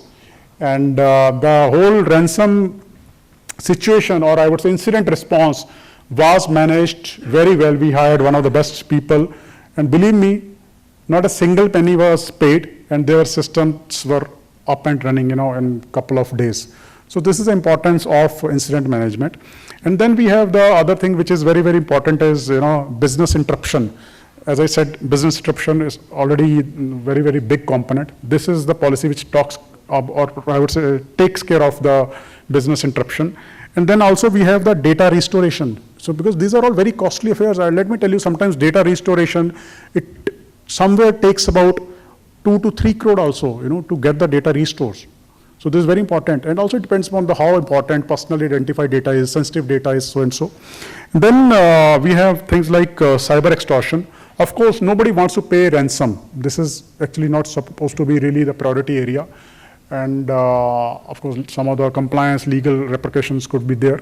But at the same time, if there's a need of the hour, really, really required, so that also is managed. Of course, there are agencies who manage. Insurers do not manage ransom payment directly. We are not supposed to. So insurers have tie-ups with agencies who manage ransom payment. And then other things like regulatory fines. Regulatory fines, as of now, not much in India, but going forward, I see that it's going to be a significant component. And then, of course, you have liability, So I'm having data of third parties. Then the third-party data is lost from my server or my kind of custody, then I'm liable to make good third-party loss. Let me tell you the journey of cyber insurance, or rather cyber claims. 2-3 years back, in fact, it all started post-COVID. This product is not a new product actually in the market. It's about 7 to 8 or maybe 10 years old product. Initially, people, of course, it was very, very safe and peace environment those days. But post-COVID, there's a lot of thrust on digitalization and a lot of other reasons which led to a huge number of cyber attacks. So initially we see initial phase was moreover ransomware, ransomware payments or ransomware management in terms of incident response and all that. Then we saw as an industry, a lot of losses in terms of business interruption, huge claims to the tune of $5 million, $8 million, maybe some other claims were more than the limit of liability that the insurance was provided for. Now, I see, though we have not much of experience, but I can foresee this liability is going to be the next challenge, for the corporates and also for the insurance companies, because if data is gone out, you never know when it is going to hit you, today, tomorrow, day after tomorrow, after multiple of years, So this is quickly, and I won't talk about much of the things here in terms of process flow. It's like a normal process. Some of the things are there. Only thing I tell you here, the need of the hour is, whenever you get to know that you have been breached, you have been compromised, immediately you are supposed to inform the insurer. Even it's, we have a process, it's because, sometimes people say, do I write an email letter? No, it's not like that. There are 24/7 numbers also available.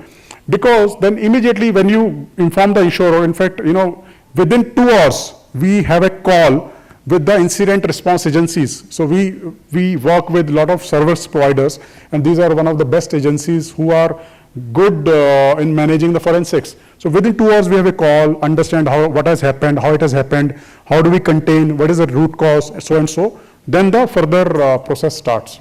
So now coming to the last thing, how do you really choose the insurer? So we talked about the product, we talked about the exposures, we talked about so much about the landscape, etc. But finally, when you talk about the insurer, of course, first and foremost is, of course, the financial health. They should be having a proven track record in terms of financials, because if there's no financial health, money is going to be, very, very difficult in terms of paying the claim. The other thing is understanding the insurer about the cyber, threats, cyber landscape, cyber security, etc. And as Mr. Srinivasan also talked about, risk engineering value-added services. In fact, nowadays, pardon me, sir, but in cyber, I don't call it as a value-added services. I call it risk engineering, because it's need of the hour. Because otherwise, we have been seeing value-added services, people when they are not even buying the basic policy. So, value-added services, people say, there's no need and all, But when I take it as a risk engineering, it's actually paramount, it's necessity. Before you buy the policy, you have it in place. So that will talk about what are the vulnerabilities in your system. So in fact, this is what insurers, in fact, we are the first in the industry who has started it. What are the vulnerabilities in the system? What are the issues? And then we talk to your team, your CISO, etc. Then how we come out with the solutions, we come out with the solutions in terms of how do we plug the vulnerabilities, what is the roadmap, etc. So this is very, very important for any corporate. Even before going for cyber insurance, you should have risk engineering services adopted for. Then of course, in terms of claims management, claims management doesn't come with just, rather I would rephrase the word. In liability, specifically in cyber, it is not about only paying the claim. It's about managing the claim. How do you manage the situation? As I said, it's a crisis management situation. How do you manage at midnight, if there's an attack at midnight hours, how do you manage that? So this is very, very important for you to test this capability of the insurance company. And maybe some of the things like coverage, etc., that's very, very much important. Of course, there are advisors, who, we also advise, brokers are also there, they can advise about the coverages. So this is from my side, in terms of cyber threat landscape, how the whole impact has been happening, what is the importance of cyber security, cyber planning, and how do we really go about insurance. So, it's an immense pleasure for me to interact with you all here, and really, really good to see you, everybody, and looking forward to be in touch with you. Thank you so much again, providing me this fabulous opportunity. Thank you. Thank you very much, Mr. Goyal. We would like to hand him a token of our appreciation.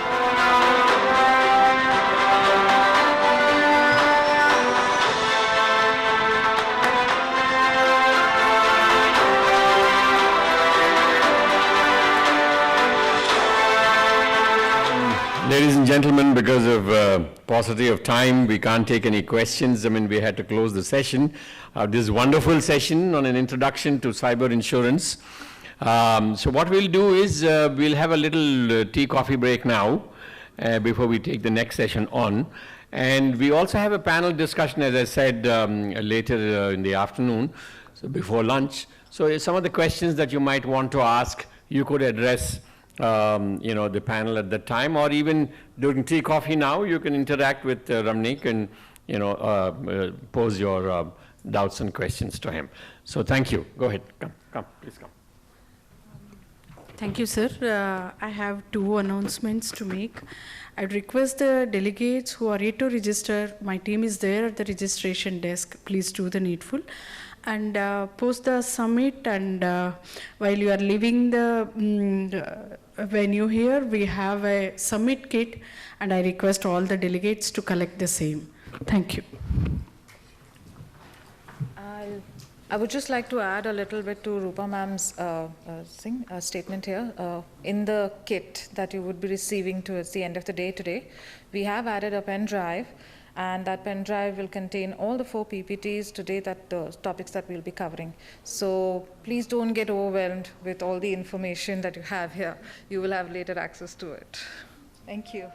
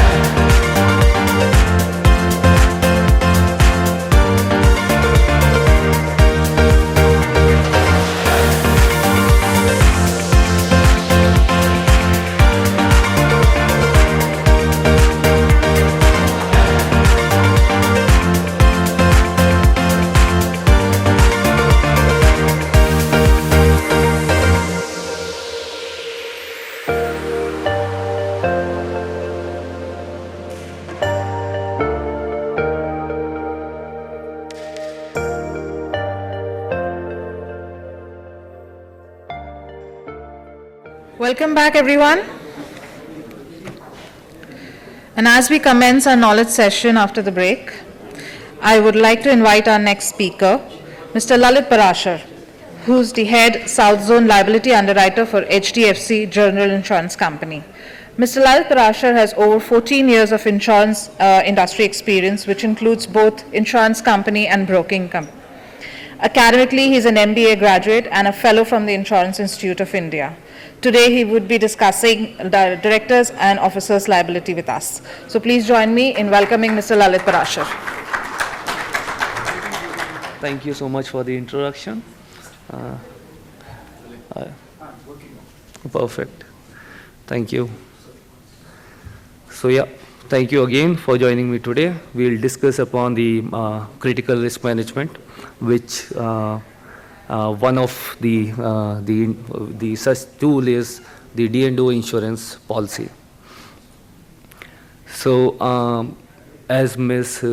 Kirloskar also said, that it is a very important, it is an intricate landscape of corporate governance is to safeguard the interests of our leaders, our decision makers. And in the interest of time, we'll continue. And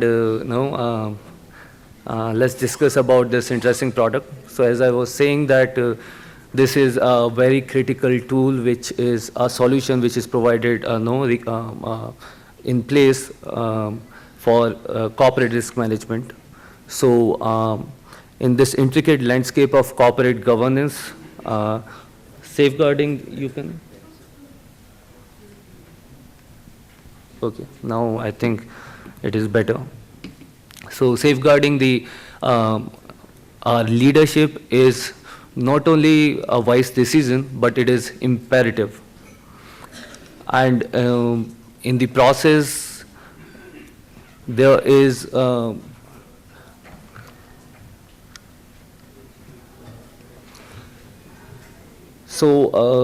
how to begin? I mean, you see, there is a saying, everybody would have heard, seen a movie of Spider-Man.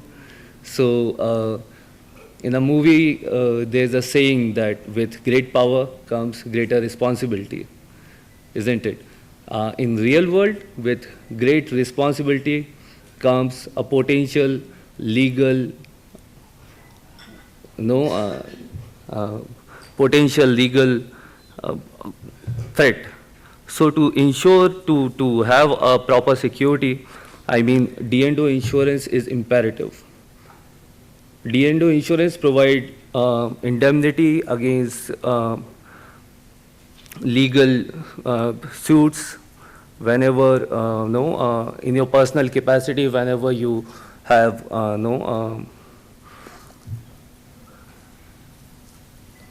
there's a,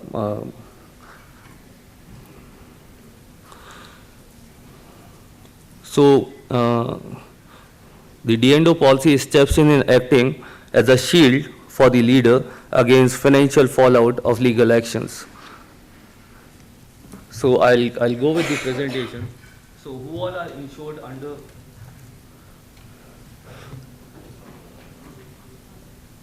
So yeah. So today with the D&O insurance, I would like to know the outcome. The discussion would be with respect to the what is the D&O insurance, who is covered, who can claim, what is covered, product features, what is claimed under D&O policy, understanding D&O claims with few examples, and few points which I would like you to consider while considering a D&O policy. So D&O insurance provide indemnity for individual directors and officers. If I have to put it in simple words, it will protect you against a claim because of a wrongful act. So insured person under D&O policy could be, so here we cover all the directors, officers, your company secretary, your employee of the organization, other person, everybody is covered in the policy. Employee, when appointed as outside directorship, is also covered under the policy. So in a case where you have appointed a employee in an outside entity as a director, even that person is covered under the policy. So a claim can come on the director, on the insured person from different aspect. Employee can pose a claim on insured for discrimination, for wrongful treatment in his course of employment. A competitor can pose a claim on the insured with respect to, say, IPR infringement. A shareholder can pose a claim on the insured, maybe from how you are dealing with your financials, and if the shareholder has incurred a financial loss because of your actions while you are taking decision on behalf of the company. Government can take, there are a lot of regulations which are changing, in quite a dynamic world we are living in, and government can also take actions, regulatory investigations against the company. So as the customer and client can also sue the insured with respect to breach in contract. So a D&O policy basically is divided into three sides. A standard D&O policy will be divided into three sides: side A, side B, side C. So in side A, basically it is called the it takes care of the claims which are non-indemnifiable by the company. There can be scenarios where your company could not defend you in a legal suit. So in such cases, the side A will trigger, and you can trigger a claim under under this policy. So there are provisions where the companies are not allowed to defend. In such cases, side A becomes very critical from a D&O perspective. From company, and the side B is basically the balance sheet protection side is known as. So here the company will defend you in case of a legal suit, And Side C, as we all know, is about the entity security cover. There are few other extensions which we can look at in a D&O policy. So employment practice cover, a legal representation cover are also part of the solution which can be provided under D&O insurance. Few basic features of the cover, I mean under the insurance, under D&O insurance policy. So it is a blanket policy basically on an unnamed basis. All directors, officers of your company would be covered under the policy. So often we come across where the directors are named in the policy and then it ring fences the cover. So our advice is to not name the director or any specific designation. Any person who is taking decision on behalf of your company, he would be, he would qualify and he will be covered under the policy for any legal lawsuit against him. So coverage is again broader in nature. It is both for retired director, past, present, future director would be covered under the policy. With respect to entity, also the security claims, as I said, and employment practice claim would be covered. There is also a provision of retroactive date.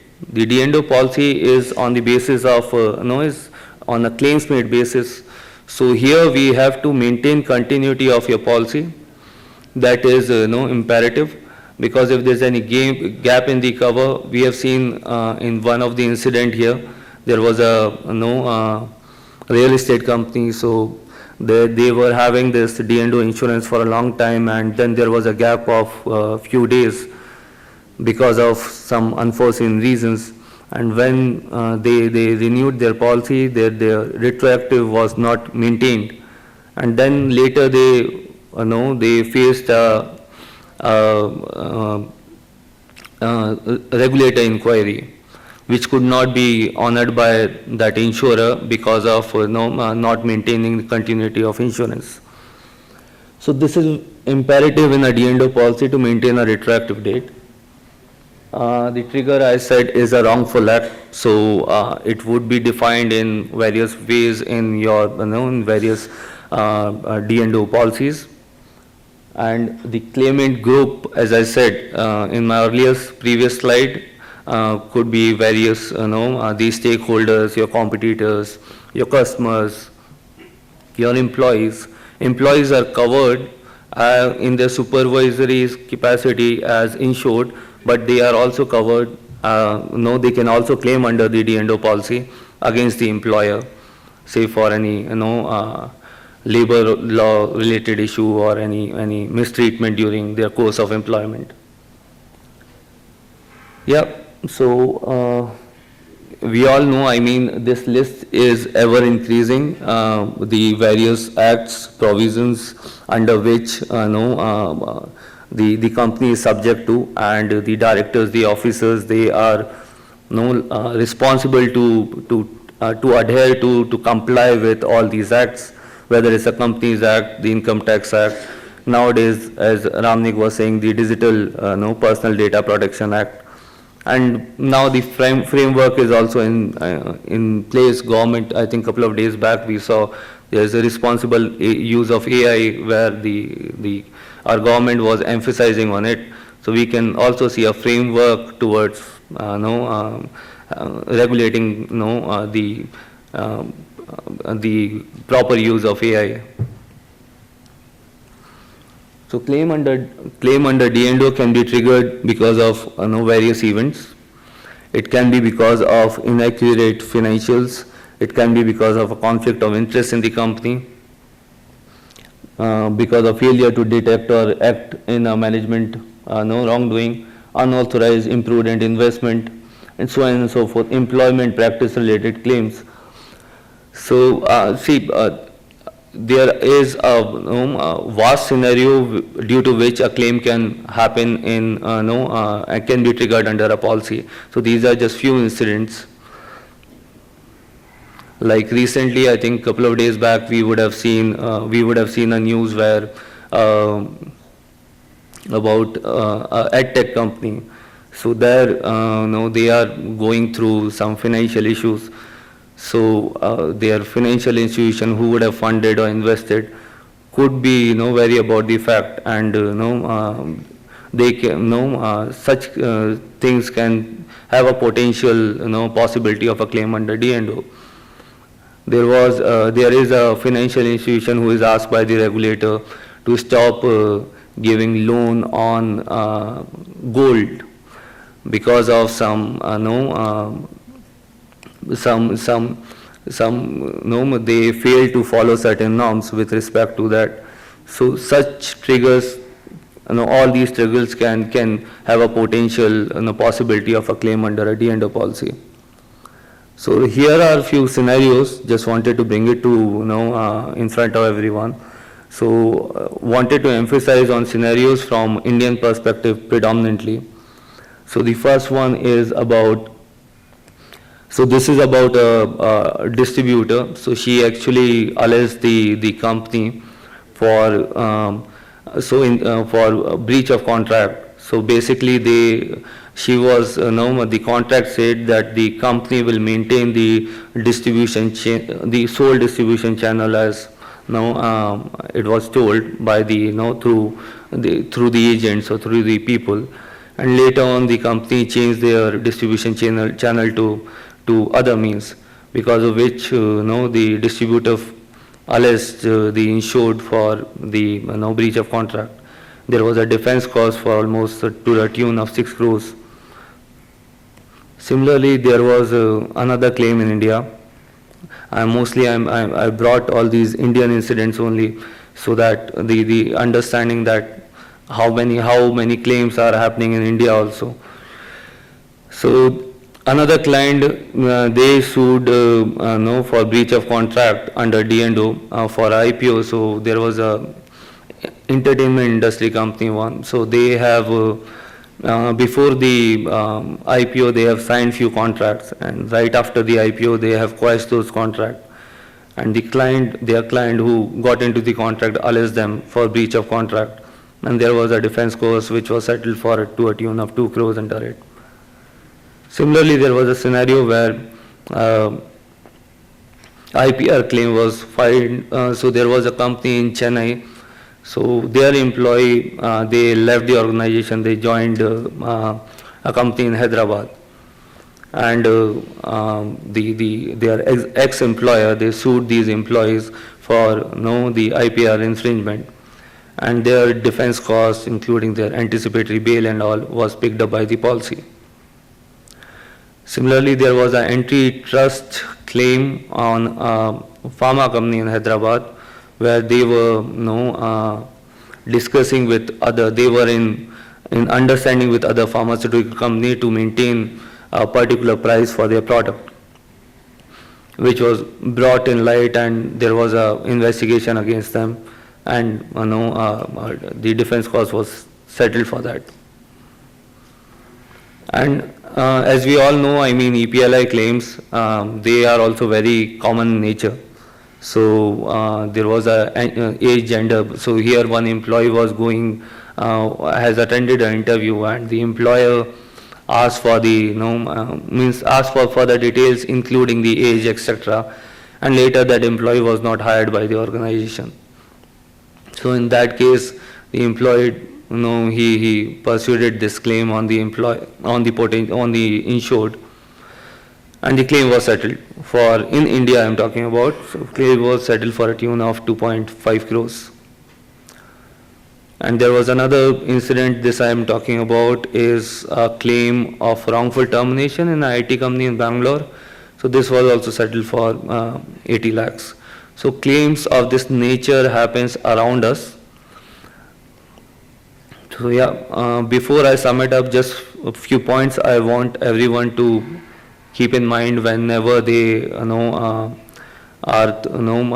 means you can make an informed decision about your when you purchase a D&O policy in the market. And of course, your advisors are here, so they will advise you appropriately. So understand the directors, your directors need, what kind of limit, what kind of exposure they envisage, what would be the appropriate limit you want to go for. So the D&O policy, it is not a standardized policy. I mean, the wording vary from insurer to insurer.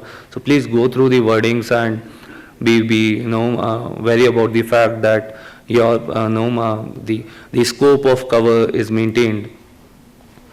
Similarly, I mean, update your policy regularly. The idea, at least annually, because it's an annual contract, so every year, the kind of changes we are seeing in the regulation now, I mean, it is more known to everyone that every now and then there is a new framework, new advisory, whether our existing policy is compliant with that, it will take care of your risk exposure with respect to that, is also an eminent factor to consider.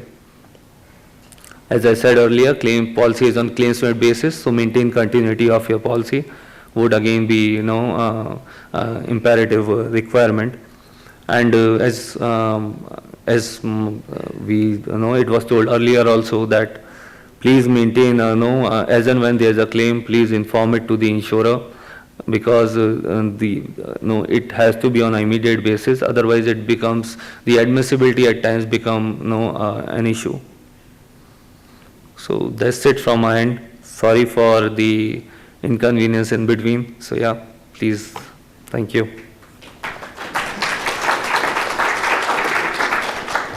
I think we have time for just one question. If there's somebody who would like to ask a question, please stand up and ask your question. D&O covers employees as well as directors of a corporate sector, right? That's correct, sir. Correct, sir. I'm audible. Yeah. But what about the professionals who are working with the organization, like an auditor, it could be a valuer, any of the people who have to have a separate professional indemnity? That is correct. Right? Yeah. So it doesn't cover even if he is a director? Of course it covers. So as I said, it is on. What's the exclusion and inclusions? Okay. Differentiation is what I want to know. So see, the whole idea of a D&O policy over here is that it is, and I emphasize it again and again, it is on an unnamed basis. So any person who is in a supervisory position or taking decisions on behalf of the company would qualify to be covered under the D&O policy. If you are a employee or you are the director of the company, certainly you would be, even a de facto director, deemed director would be covered under the policy. So, as a professional, not as a director or as an employee? Yes, sir. So if Giving a lot of consultation to the company. Yes, sir. Yes, there could be a claim on him. That is correct. But It doesn't get covered in D&O. that is correct, sir. So the point is, I mean, if the legal counsel, legal advisor, they are employee of the company, then they can qualify, not in their individual capacity. Yeah? No, there are companies who have legal advisors as their employee in the company. So yeah, true. Thank you. Thank you, sir. Thank you, Mr. Parashar, for that lovely session and great insight on the subject. I would request Sudeep sir and Viswanath sir, please.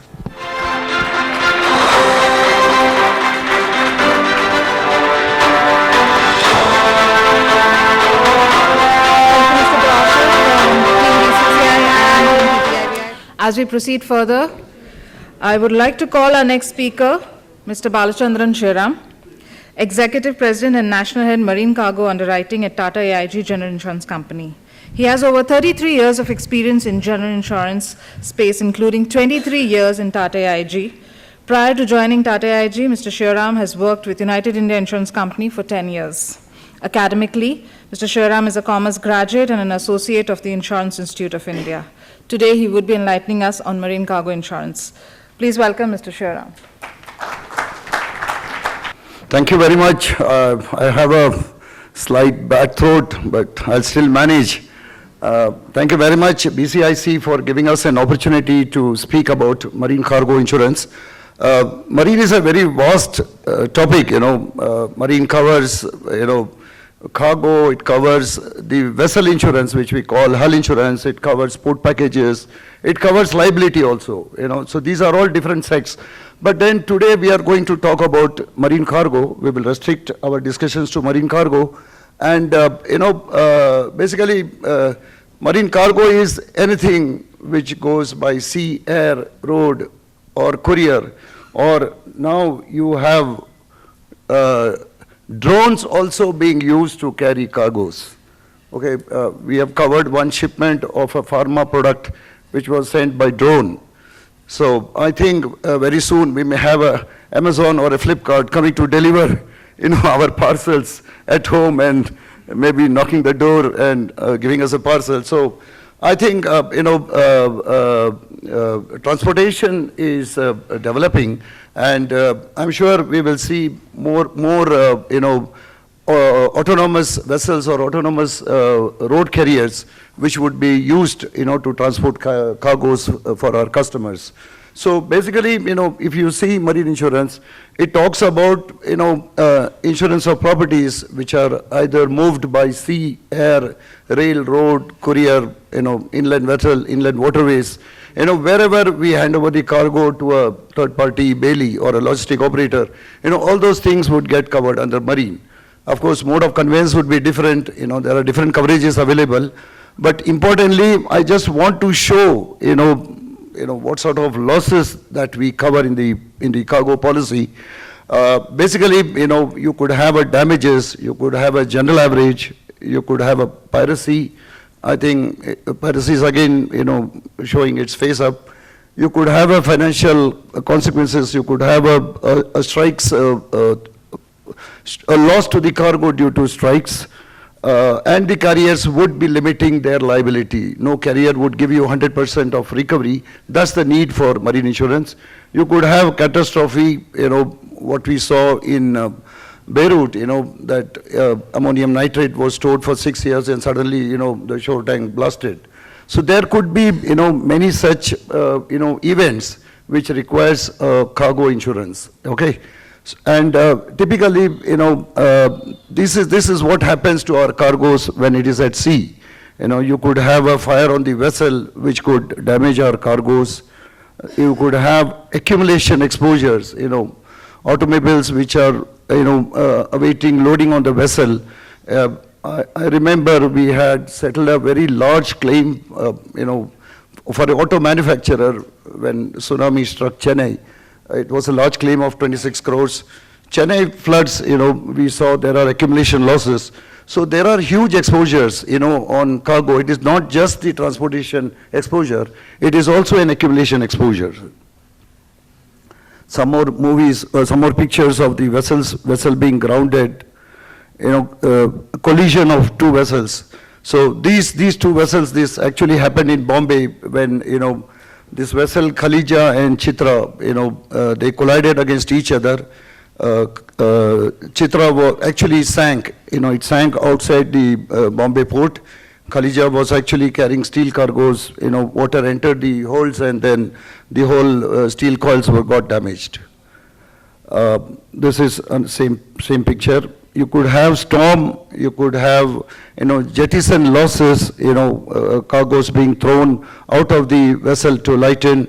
You could have breakage of bridges. This was a loss of a turbine which where the transporter tried to take a shortcut and then, the bridge broke, and this was a turbine which remained in waters for almost 8 months. They had to build a jetty to pull out this turbine, and the loss, it finally went for a repair, and the cost of repair was 180 crores. So, I mean, I'm just saying that, sometimes negligence leads to these sort of exposures for all of us. These are claims while unloading, when the gantry crane was picking up the cargo, maybe the gantry crane, a lower capacity gantry crane was being used, and that led to this loss. You have storm, I have already covered, damages, collision on land, you could have a land accident, okay, you could have a rail derailment, and which could damage our cargoes. You could have an earthquake, tsunami, you name it and everything gets covered in a marine policy.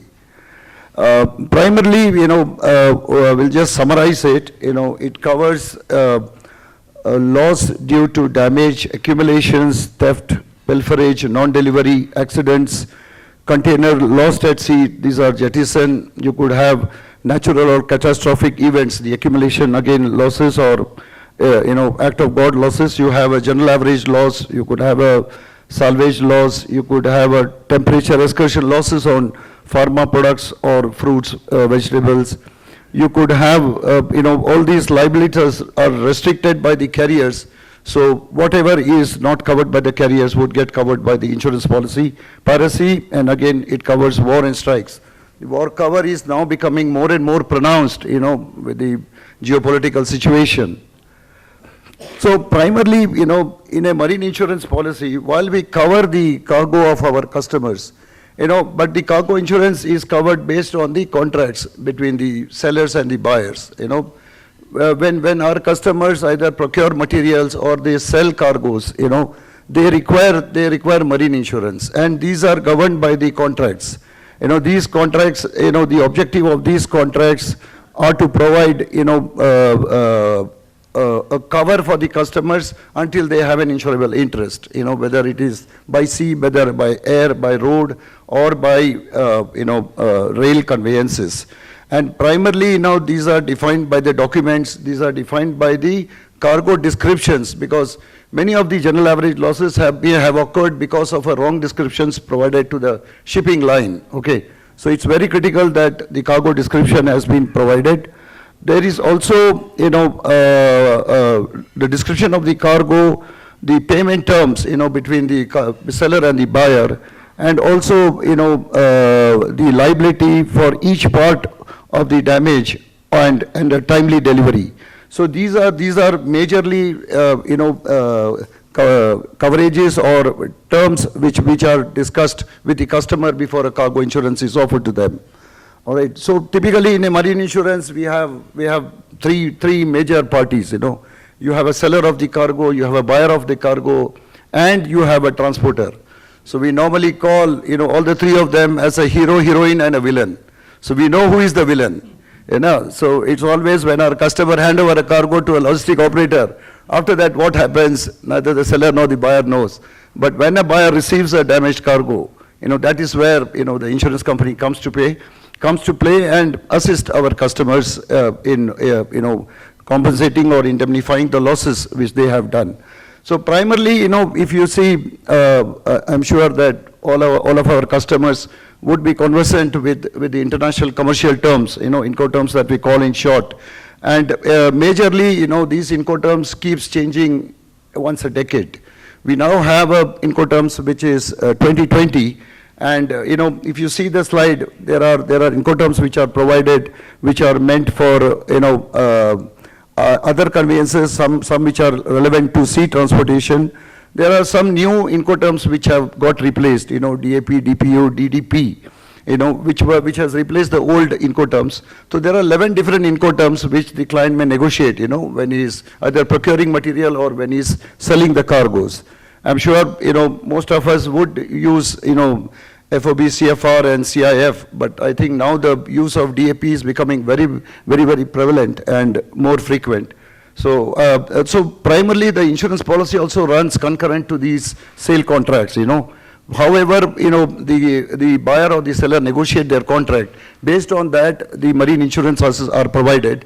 We also have some contingency insurance, wherein if our customer remains an unpaid vendor, we give those contingency insurance, whether they are for the payment, whether they are for the customs duty, or for other such contingent liabilities, we built in as part of the cargo policy liability. Okay, but on a basic front, the marine cargo policy runs concurrent to the sale contract. Okay, that's very critical.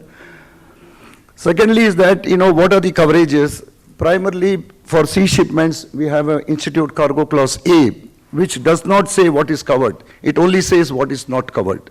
Other than what is not covered, everything is covered. Clause B and C has named perils. It specifies what is covered and what is not covered. You also have add-ons in Institute Strikes Clause. You have a buyback, you can add on war clauses, and classification clause, at least it applies for ocean transit shipments. For air, you have only an all risk policy. You have a strikes clause and a war clause. Land, you have a new version of Inland Transit Clause 2010, which has been made in sync with the latest clause of ICCA 2009. You have the strike rights civil commotion clause. You have a limitation liability. You have post-parcel clause and a registered post-parcel clause, which we use for courier shipments. So, you know, for the client, I think he would use different types of conveyances. He would sign different contracts. So an annual policy would give you cover for all these contracts, for all these Incoterms and all these, you know, all these movements, you know, whether they are domestic movements, whether they are imports or exports, all right? So the marine policy is a very, very consolidated policy, all right? And it covers it. Most of the policies would even cover some of the exclusions which are there in ICCA. You know, nowadays, if you see an insurance company gives you almost a all-risk policy without really excluding many of the exclusions. Primarily, you know, the threat for us is that, you know, currently the geopolitical situation is very bad. Supply chain is getting impacted. We had a COVID, which is again coming up in different forms, you know, different mutations. We have the geopolitical situation. I'll quickly run through these geopolitical situation. We have the, you know, Russia-NATO problems now, you know, which is disrupting. We have the Red Sea and Gulf of Aden problems now, which is disrupting the whole trade for the countries, you know, whether it is India, whether it is, you know, Europe, or whether it is US. It is impacting us. Second thing is that we also have, you know, cyber attacks. You know, as we progress, you know, the present driver generation in India are the next generation is not wanting to come into driving. So we are going to have a shortage of drivers. So the only solution that you can have is that maybe you will start getting autonomous vehicles, and these autonomous vehicles would be prone to these cyber threats. Even shipping lines would be using, you know, autonomous vessels, you know, which would be susceptible to cyber threats. So these are the major threats for us, and of course, you know, this the GDP of each country would get impacted because of these supply chain events, and you know, for marine underwriters, it is going to be, you know, slightly, if trade doesn't happen, then there is a loss of, you know, GDP for the country and for marine underwriters. So that's a serious threat. While the losses continue to be where they are, if business doesn't grow, you know, we have a problem. India particularly, we have a very typical scenario. You know, in the last decade, you know, marine premium has not grown. You know, we are still hovering around that 3,000 mark. Maybe because of IIB, because of the property rates getting increased. But I think, you know, there is a need for conscious, you know, review of the exposures which are coming, and based on that, you know, maybe we should assess and get the pricings corrected. You know, these are some of the, you know, climate risks, you know, which are going to impact. You know, our cargoes are on the vessel, our cargoes are at the port, our cargoes are on the vessel, you know. But then these geopolitical scenarios are going to kill. In fact, I tell you, we have settled the largest marine cargo claim in India. You know, we had covered a stock throughput, issued a stock throughput policy, and we had to pay a claim of $50 million for a customer for whom we had covered a warehouse in South Africa. So there was a big event, there was a rioting event, you know, where the whole warehouse was burnt, and you know, that triggered this loss. So similarly, you know, in terms of the strength and the capability, you know, maybe Tata brand, we are very strong on that, you know, in terms of solvency, or whether you say claims paying capacity. In fact, you know, I have a slide on the USPs. I'll just quickly run. You know, brand of Tata is, of course, we don't need to say. We have one of the largest capacities to write large limits. You know, on a vessel we can write huge limits. our reinsurers are the top 5 reinsurers, okay, who participate in our treaties. We are probably the largest underwriters who issue global programs. You know, wherever you want a policy, leveraging the AIG strength, we can get you a policy in any part of the globe. Okay, that's the USP for us. We have AIG present, you know, in almost all geographies, whether you want Europe, Africa, you know, GCC countries, or, you know, Southeast Asian countries, wherever you want, you would have we would get you a local policy. We have a very strong claim servicing. In fact, Broking Association has nominated us as the best claim settlers for the last 6 years, you know, in running. So that's the big strength, you know. I think client looks at that confidence, that in terms of claim, how good we are. That's the real test for the insurance company, whether we are able to service the claim on time and with the adequacy. So that's the very strong team. And we have a very strong underwriting team, you know, across India. You know, we have a dedicated marine product tower heads, you know, across all the major zones. We have a very good, you know, a loss control team, you know, which helps. We have two captains, you know, who help our customers manage their losses. So whether there are deficiencies, you know, improvements in the packings to be done, whether the logistics or the transportation, we also study the transportation contracts and advise our customers, you know. So these are good things that we do. And, you know, there's a large senior management team, you know, which has almost 2 decades with the company. And of course, you know, we are one of the few companies who provide a solution based on the client's requirement. Okay, we don't have much restrictions to what we can offer. Treaties are very wide for us. We can give you all those solutions, and a lot of value-added services that we offer. You know, whether you want telematic support, whether you want, you know, the geo fencing to be done, or you want the product to be, you know, supported through data loggers. All those things are available as part of our vast bouquet. So, you know, I'm just saying that, you know, we are the second largest in India, and, you know, I'm sure that, you know, thanks to some of these customers who are also our customers, you know, I'm sure that we would want to add value to our customers, you know, because marine is everything to do with logistics. Marine is everything to do with your business, you know. How we can add value to you, that is what will really matter us, and we are there for you. I think that's all with me. Thank you very much. Any queries? I'm more than happy. We have some time, so anybody has a question to ask? Whether insurance premiums have gone up because of this Red Sea issue? Yes, there is an exposure. Every week there is a vessel being attacked. Last week there was a fertilizer vessel which was attacked. So there is a problem. I think at least till Eid comes, where we look for, you know, some ceasefire agreements. But till then it has become very, very vulnerable. In fact, one of the crude shipments of Indian Oil Corporation was attacked on 16th. So there is a problem. Exposures are there. But one good thing is that not many shipping lines are plying through Red Sea. You know, obviously it's a threat for them also. There could be a damage to their vessels, so they would not want to, you know, ply through the, you know, the Red Sea or the Bab the Mandi Strait. You know, it's bad. You know, I think even Suez Canal is losing business because of this. So I think it's not many, but yes, where our customer want, we can cover, but premiums are a little higher. Okay, that's how it is. Thank you, sir. Thank you.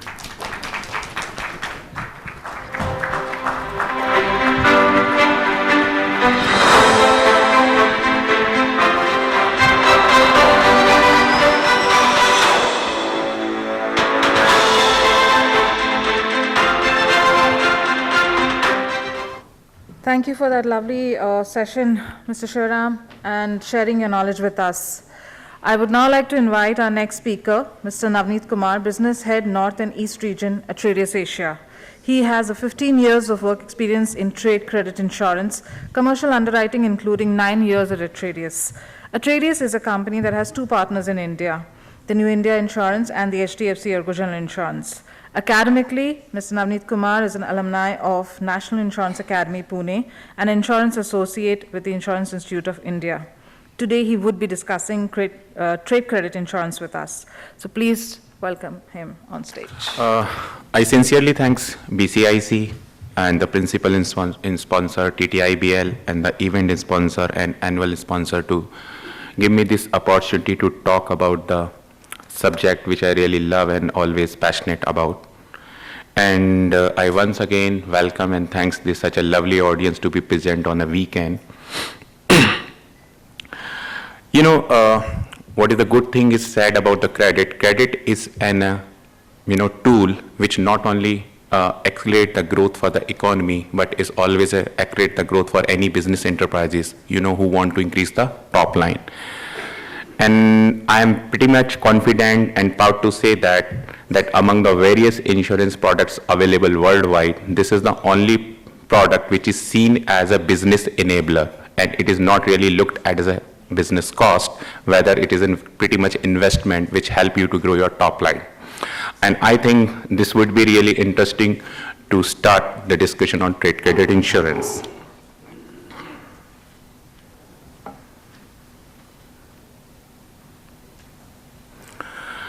So this is our internal market research on the insolvency trends which is going on, in the Western world. India is not included over here, but if you look at it, that the insolvency projections is almost really, it's very, very frightening that every country is really looking at most of the part. Few of you, or maybe most of you, if it already in exports, may be dealing in such kind of countries. The good thing to see in the time to come, when the governments which has offered the stimulus packages and the bailout packages to various countries, when they's going to start, removing these kind of stimulus packages, how those countries really, behave in terms of insolvencies projections. And the right-hand side matrix, you can see that we have categorized on the y-axis that low, average, high, and that expectancy that how the country's conditions are deteriorating in terms of insolvency trends. Interesting to see that in the lower row, there is hardly anything. In the topmost row, there is a very high uncertainty, it continues to do. So any one of you dealing on the credit payment terms, so these are the various options available for you to manage your credit risk. The first and foremost is self-insurance, that, okay, we will see what to do when it comes. The next things you can deal on the letters of credit to mitigate your credit risk, which is not very common. Other options is available is a bank guarantee or an invoice financing. And the most common things to mitigate your credit risk is trade credit insurance. And you can see the trade credit insurance is the only tool which tick all the boxes, on this case, whether in terms of affordability, whether in terms of collection services, okay, whether in terms of ease of access. So this is pretty much in line if you really want to manage your credit risk.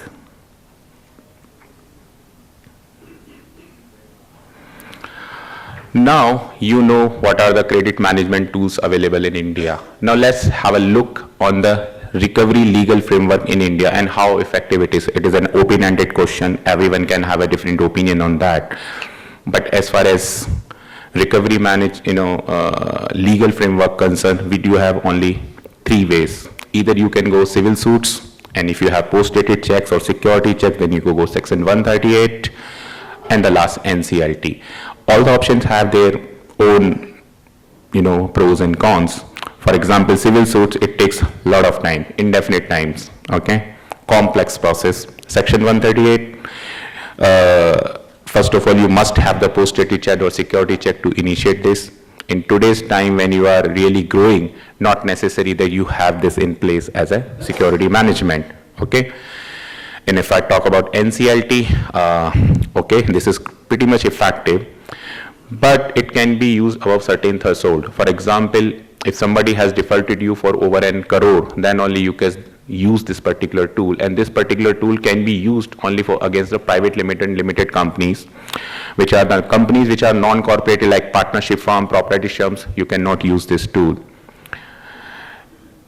The good thing about the NCLT, even if you initiate NCLT and you win the case, not necessarily you will get the money because you are classified as an operational creditor. India does not have any history so far wherever an operational creditor gets the money. The last case I can talk about the future retail, where insolvency practitioner resolutions could bring to the table only the 10% of the total due of the banking industry. So the first and foremost say is of the financial creditor. After that only the operational creditor comes in picture. So though we have an NCLT in place, but there are a very, very high probability, despite of putting in money in the NCLT framework, you will not get anything.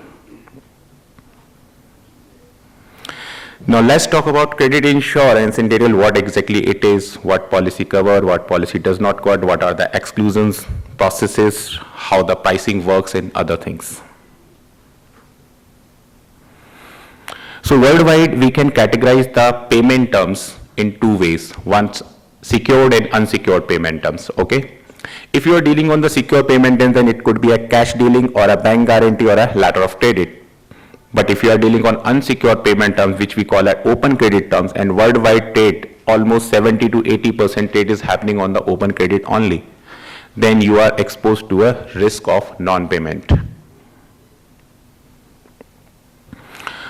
So what does trade credit insurance cover? In layman language, I can say risk of non-payment, simple. Okay, if your debtor do not pay you, then it covers that risk. Okay, what are the perils which leads to the non-payment? So for domestic policy, when you and your buyer trades only within the Indian geography, then we cover only two things, protected default and insolvency of the buyer. Protected default means we have a set timeline defined under the policy, in which if you don't get your money, then it is as good as default and you can claim it. But if you are dealing overseas, then we have another set of perils which can lead to the non-payment. These are the political risks which covers non-payment due to moratorium, transference restriction, war. War is the latest, is like when the Russia invaded the Ukraine, we have a claim, we paid those claims. Transfer restriction in convertibility, Sri Lanka is the latest example where the economic situation was pretty bad. Country was on the verge of, collapsing. There's so much of hue and cry that central bank does not have any foreign currency and any foreign reserves. Such conditions also can lead to the non-payment. Import, export restriction and license cancellation also are certain things which we cover under such policy. So credit insurance is a practice that what my policies, it's like important obligation under the policy case. This is a threefold only. When you buy this policy, then you must, adhere to those timeline things, like when to stop billing. You must define a timeline that if somebody is not paying you in a certain time, then for how long you would continue to bill. There has to be a point. That you would say, okay, I will not bill you anymore because you are not paying my previous invoices. That has to be paid first, okay? The next actionable thing is define when you want to file a provisional claim, file it. And the last thing is what we call as a date of loss, that when you have to file a final claim under the policy. In such situation, you may see that your buyer is pretty big, your business relationship is pretty strategic, and you don't want any third party insurance company to intervene on those things. In such scenario, we can discuss and find a solution. Can we delay the process and note? Yes, this can be done on SOS basis whenever it is required. So three things: when to stop billing, when to file a provisional claim, and when to file a final claim. So this is important as per the trade credit product goes. Now, if except for the very large MNC, generally people do not have a credit risk department in India. And I hardly see, especially even the MSME fraternity, that they have any credit risk assessment. So generally how things works in India, a sales guy sources the leads, simply pass on to you, or generally a CFO or a finance or account department take call, and this calls is based on a very limited set of data, limited set of information, mostly KYC, some market reference checks, and then mostly it is gut feelings, okay, let's do it. So generally when somebody comes, okay, I want to deal with you, and we don't have any previous experience of dealing with you, and they say, okay, I want 50 lakhs of credit line. It simply is a most of a gut feeling or a KYC check and the market reference check, and you just take a call. Okay, let's do it. If you take a call positively, yes, let's go ahead, then you are exposing yourself a lot because you do not know, you don't have any previous experience dealing with such buyers, whether the payment will come or not. And if you become too conservative and you don't deal with such buyers, then you have a lost opportunity for a business development. But when we are on board, we become your outsourced credit risk department. As soon as you buy a policy, what we do, we evaluate all your credit buyers and fix an independent credit line for each and every buyer. And these services continue for all the new buyer which you gonna onboard in the time to come. So best thing is that, okay, now you have a professional, neutral opinion about that buyer. I will come and say, okay, let's take an example of that 50 lakhs case, 50 lakhs completely approved, or I may say, no, this buyer credibility is not worth 50 lakhs, don't go beyond 25 or 30 lakhs. That's another option. Or third option could be, if buyer credibility is gone for a toss, better not to trade, I recommend a 0. However, my recommendation is not binding on you, okay? You may adhere to those recommendations or may not, but you have at least one professional opinion on that. Only thing is that whatever limit a line I approved on your debtors, my liability, my maximum liability in case of any default happens restricted to that only. But I do not penalize you not to adhere to the limits and all. So how we do it? So we have an internal credit risk assessment model which works on the basically a financial performance of that buyer, industry trends, how that particular industry behaving, be it a chemical industry, agro industry, FMCG, FMEG, any adverse information. I have a database of almost 50 million worldwide companies. I can tell you many times, okay, this buyer have a problem with the payments. So I may have adverse information, and the growth prospect, how the particular company can grow in the future. So these are my risk modeling parameters, and from where I get these kind of information. First and foremost is my existing database. Second is the public information like MCA website, social media, wherever I get the information about that company. Third is information agency which are empaneled with me, like CRISIL is there, okay. Then there are local information agency also which source information and pass on to us. Then company registrar office are there, okay. If required and if the supplier and debtor both are agree, then we may visit such buyers also to understand, their overall financials thing. And information overdue for my existing policy term. So what does it mean? It may happen that I am already insuring a top 5 supplier, let's say in chemical industry, and there can be a common buyer among all 5. So one's experience can be used as a tip to other suppliers also. And industry and economic analysis, which keep we keep an eye on economic trends and industry trends on the particular debtors.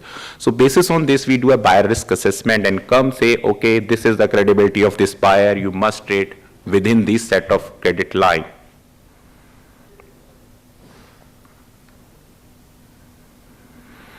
Now, if the question that how the pricing and cost works for this particular product, so there are certain factors which you determine.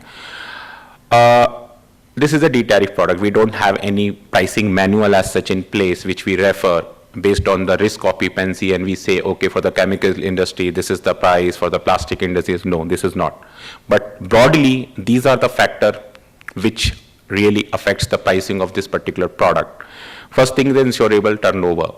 100 crores turnover company versus 1,000 crore turnover company. That really affects the pricing. Credit period. Somebody is dealing only on just 20 days or 30 days credit period. Somebody just starts with 150 days and goes on till 250 days of credit period also. That also affects my pricing. Number of buyers. A company have 500 crores of turnover but deal only with blue chip customers, just 10, 15. Whereas in the agriculture side, you would say 100 crore or 200 crore companies, and they have a buyer size as such at 10,000, 15,000, 20,000 also. That also affects my pricing. Trade sector. Every trade sector have a different credit cycle, different loss trends. That also really affect my pricing. How much your DSO is. So DSO is like average collection period. So who are not from the finance background, so it's like on an average, I am offering a 90 days credit to all my debtors, but on an average, I am getting the payment on 125 days, 30 days. It means on an average, you are getting the payment 30, 60 days late. There could be a customer who is offering 90 days credit period, but DSO is excellent. That is showing the 60 days, 65 days. So that's a better bet for me. Historical losses, if it may happen that you have a continue write-offs, bad debt, every alternative year or maybe every 5 year, 10, 15 lakh, 20 lakhs, write-offs are always already there. What is your current overdue positions? Okay, so if you look at your balance sheets, you say, okay, I have 30 crores, 100 crores is my turnover, 30 crores is my total outstanding. But out of total 30 crore, how much is more than 90 days overdue? It may so happen that 8, 10 crores is almost 3 years old. But because of the Company Act law, you try to keep it open as long as possible or as long as regulatory allows. But after that, which is not, then you simply just put it off as an NPA, bad debts.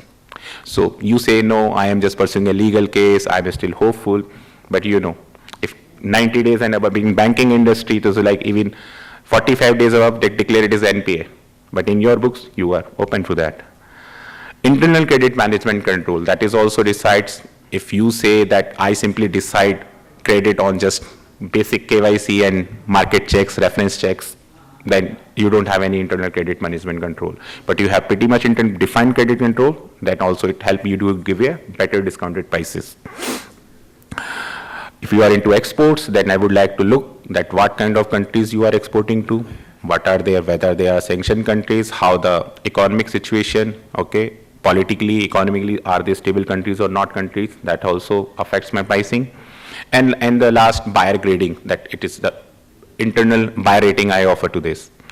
Now there are two types of cost in this policy. One is the premium, which you pay to an insurance company to, transfer the risk. And second is that buyer risk assessment I do, okay, which is very nominal, like for 3,000 rupees for the exports buyer we do, and for domestic just 2,000 rupees. So this is an additional cost apart from the premium under this policy. So this is one-time fee you pay per year, but we keep an eye, we keep a, quarterly we keep an evaluating your buyer's financial health. Is it improving? Is it stable? It is deteriorating. If it finds it is deteriorating, we send you a red flag that you better be think again, dealing with such buyers on the credit, because so-and-so buyer has defaulted to XYZ supplier.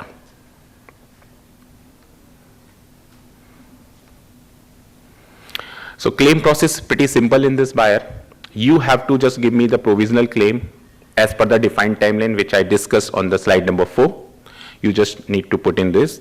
Find out formal claims as per the timeline defined, and documents to be enclosed. So in principle, how I assess your claim?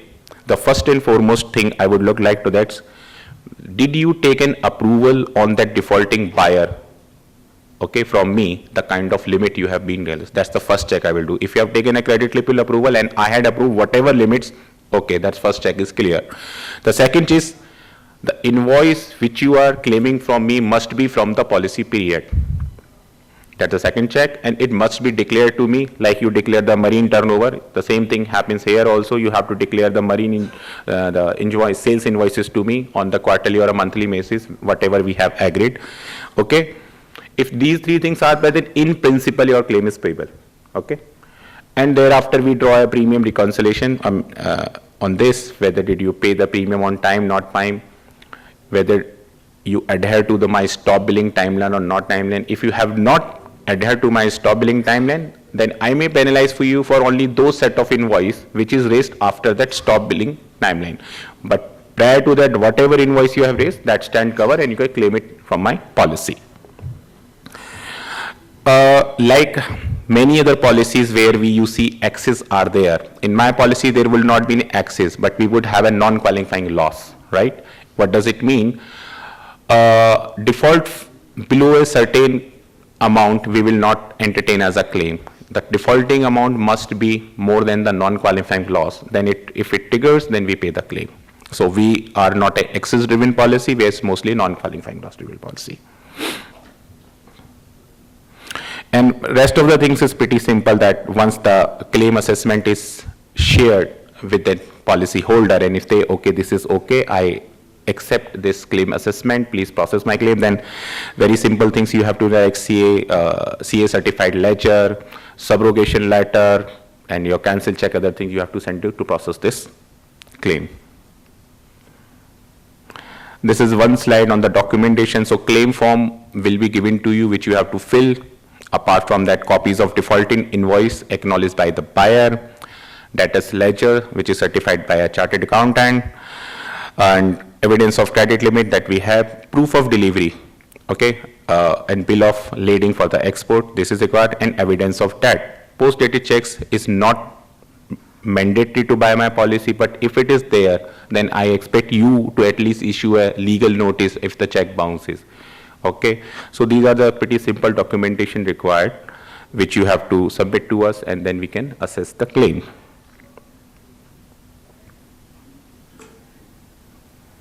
Now, as a company at Radius, we have a very key differentiation and unique position. As soon as we pay you the claim, your outstanding under the subrogation law becomes my salvage, right? And as soon as we start recovering the money, the biggest USP which only at Radius have is like, as soon as money starts coming in, we start sharing in the same ratio. So generally we give 90% indemnity in the policy. That means 90% risk of the insurance company and 10% risk is yours. So tomorrow 100 rupees claim is there, you lost the claim, I paid you 90 rupees. Now I start recovering. Now let's be pessimistic that I am not able to recover the 100 rupees all, right? So I was able to recover only 50 rupees as a full and final settlement from that debtor. So out of this 50 rupees, I will still give you 10%, okay? And 90% I keep. So 5 rupees again comes to you. So that's the proposition only we have. Other players in market have a different mechanism. What they offer, they say whatever the claim I have paid to you, up till that all the recovery goes to me. Over and above, if anything comes, that will comes to you. That's the unique proposition we have. Apart from this, we have an internal collection services. So as soon as you lodge a provisional claim, my collection service starts and following up rigorously on those data when you are paying the money, why you are not paying the money. And most of the cases, they are able to recover, if not 100%, at least 20, 30, 40%. It affects the claim ratio under the policy, and it keeps the policy pretty much economical, because if I don't have this services, then everything turns into claim ratio, and the next year renewal, the pricing goes for a toss.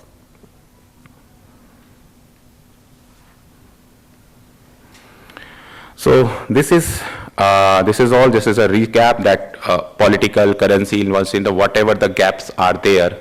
Okay, in terms of risk, we can bridge with simply help of this particular product. And in the last, I would simply like to say that best time to cover your risk was yesterday, and the next best time to cover is now. Thank you very much. Thank you very much. Thank you, Mr. Naveen Kumar, for the wonderful session and your deep insight on the subject.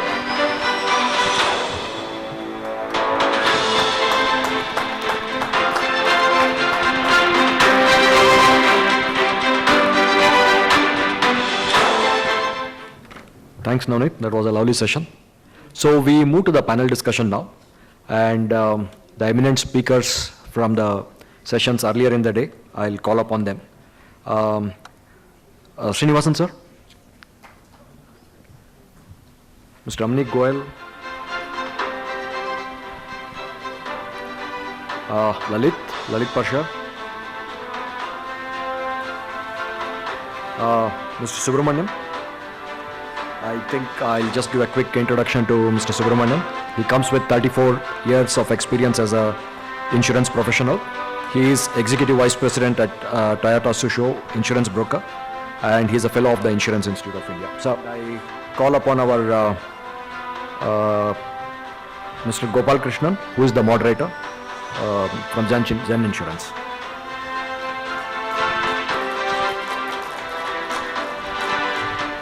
Yeah, I had a uninsured moment.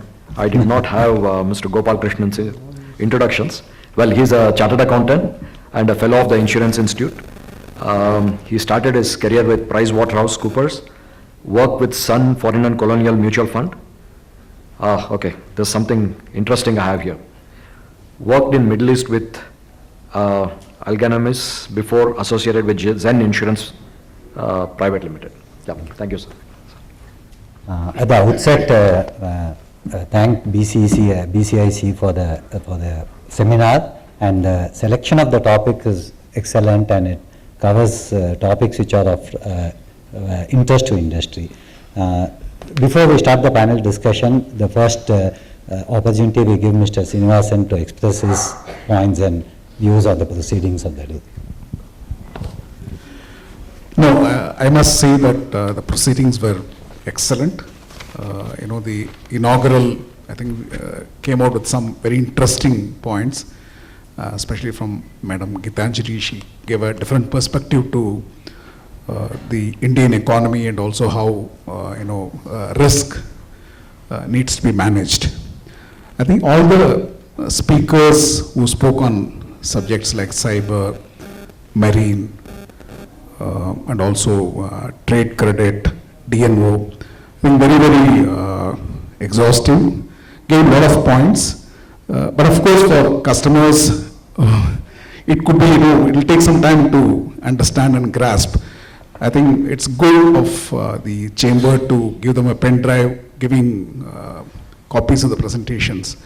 So I would request all those non-insurance industry people, the customers, to go through this, and if you have any questions, it can always be, I think the speakers would be very glad to explain to you.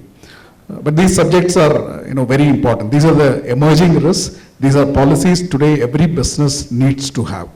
I don't think today any corporate can be without a DNO insurance. A trade credit insurance, as the speaker rightly mentioned, is something which enables business to grow. Similarly, marine is important, and today there are some challenges, so I think that's very important. And cyber is something nobody can ignore, and everyone ignores, unfortunately. So I think these are my views, sir. Any questions from there? Yeah. Thank you, sir. The first question we will pose it to Mr. Ramneek and Mr. Lalit. This is with regard to in a liability insurance, the most important factor which most customers encounter is fixation of the sum insured. Because unlike an asset policy where there is a value, underlying value which is known, the liability policy, most queries are around the fixation of sum insured. And Mr. Srinivasan also had pointed out in his initial comments about the low protection, the high protection gap which is prevalent, even in an asset insurance. So leave alone a liability. So on this, if they can, each of them can throw a light on this point. Thank you, sir. In fact, this is the question very, very frequently asked to us also. And let me tell you, globally, nobody's got the correct answer to it or precise answer to it, but there are ways and means to arrive at. So when we talk about what is sum insured, liability, first of all, if you see, sum insured is actually a phenomenon of property insurance, moreover, or asset insurance. Liability, there is nothing like sum insured, because there is nothing in front of us which is getting insured. Of course, what we are insuring is the liability, third-party liabilities, and that is how we have the concept of limit of liability. How we are limiting the liability, or what is the maximum limit one insured is getting. So when we say what is the maximum limit, this is what mentioned in the policy as a limit of liability. So how do we decide that? So there are various means and ways of deciding. There is nothing like perfect way, there is no prescribed formula for arriving at the limit of the liability. But yes, some of the things one can look at it in terms of, again, it will vary from sum insured for cyber, sum insured, sorry, let me again correct myself, limit of liability for cyber, limit for DNO, limit for CGL. But yes, some of the things which are fundamentals. One is that you can look at, first of all, if you talk about, let us say, CGL. CGL sum insured, or the limit of liability in CGL is decided upon what is your scale. If you are a manufacturing company, what is the scale of your company? Scale means turnover of the company. Where is your exposure? Are you exporting abroad or not? So if you are exporting abroad, how much is the exposure in some of the high litigious countries like US, Canada, Europe, Australia, etc. So turnover split for those countries. What is your past claims experience? What is the nature of your product, which is very, very important, because one product may be very low risk, other product may be high risk, so and so. And also, you look at the claims experience of the similar segments, similar companies, similar territories, where let us say we are talking about US. So what is the kind of average award amount for such kind of products? So if you are into, let us say, pharma product, what is the award amount for pharma product? Average award means jury award, I mean to say court award. If there's an injury, how much is award? If there's a death, how much is award, and all that. And more importantly, you also look at what is your contractual requirement? Is there a contractual requirement to buy a policy with specified limit? Because a lot of times people have been buying liability insurance because of the contractual requirements. So they have specific limit which is prescribed by their buyer, their customer. And because of that, they buy that particular limit. And third, or the last and most important, is how much is your peers are buying, because see, there is no concept of underinsurance in liability at all, and there is nothing like overinsurance also. It's up to us how much we want to looking at our exposures and how much we want to buy. So, this is where we look at sometimes peers buying, but it's not so easy to get that data. So this is where you look at the insurers, because insurers have huge experience, for example, we write a couple of thousands of CGLs, DNOs, so and so, cyber, or maybe 1,000 cybers, corporate cybers we are writing. So one can guide you, okay, let us say this much of turnover, this much is your business segment, this much are your products, this is where it is going, and this much is your kind of litigiousness, where the products are going, this is the award amount and all that, and how much of the limit is bought by your peer group. So this is kind of broadly like that. And when we look at the DNO, for example, DNO, you look at the asset size, you look at the corporate governance, of course, in terms of underwriting, and you look at the scale of, again, here also you look at the scale, you look at the employee count, you look at the employee count in USA. So if you say, because DNO is a multifaceted policy, it talks about your, or it rather covers your employee-related practices, it covers your stakeholder, shareholder-related practices, so and so. So if you're talking about a company, well, for example, IT companies, there are, if I look at our own book, there are a lot of concerns or losses or claims, you can say, on account of employment practices liability. And most of them are coming from US or Europe. So if we say employee count, let us say we are saying 10,000 employee company. So how much of that count pertains to US? So this is how we look at DNO, and also DNO, whether you are listed, not listed, are you listed on NSE or maybe NASDAQ, whatever. So that also has to play a lot of role. And now coming to the cyber. Cyber, of course, the most important is your business, because your business defines the inherent risk. Inherent risk, for example, if we talk about some of the companies, or some of the segments, pharmaceutical, BFSI, e-com, etc., they are inherently, or maybe utilities, they are inherently very, very highly exposed and targeted segments. So there, if you are some of these segments, then you really have to buy a decent amount of limit of liability. And also you look at how much is your business, in terms of profit, daily profit, and how much is your up and running time, So if you are having attack, then in how much time you will be up and running. So all this looking together along with your security posture, etc., gives you approximately how much sum insured you will buy. And within these overall limits of liabilities, you You have sublimits, for example, BI, in cyber I'm specifically talking about BI sublimit, you have sublimit for maybe some of the other things like e-com, etc. So there are ways of driving those sublimits. So it's better to have a detailed discussion with the insurer, and also in case you have any broker, detailed discussion with the broker, and tell them very, very frankly what is your exposure, and let them ask questions, let them understand, then they will be able to kind of provide or reach at high likely which is going to be the limit for you. Lalit, any point you would? No, I completely second with you. I'm having issues with yeah, so I completely second with you, Ramneek. I mean, you have covered all the points.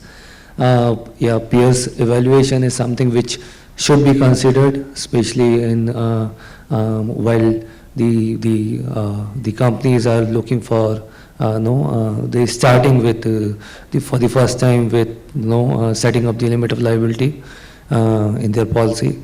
So that can be handy, and yeah, so you other parameters you have already set forth. So yeah, that's how it is. We cannot advise you per se on the limit of liability. You guys can gauge it appropriately for your business, but at the same time we can assist you with the evaluation, with the benchmark study, because we write a lot of business across industry. So we can certainly give you a benchmark about what is the market trend, what is the exposure, and how accordingly you can insure yourself. Thank you. Just last point, see, in liability policies, you can actually amend the sum insured or limit of liability and at any point of time during the policy currency. So if let us say you have purchased 10 crore limit of liability on inception of the policy, and after 6 months you need to enhance the limit of liability, you can very well do that. Thank you. My next question is to Mr. Subramaniam. Mr. Subramaniam, as brokers, they played a significant role in increasing awareness to the market about the new age risks that are emerging. Your thoughts and experiences on this, if you can please share. Thank you. Thank you that you asked me this question, because this has always been in my mind from the time I started working for a broking company after completing working in an insurance company. So today, what we are seeing when we meet clients, when we talk about insurance to people, is that people have very less understanding about what are they taking.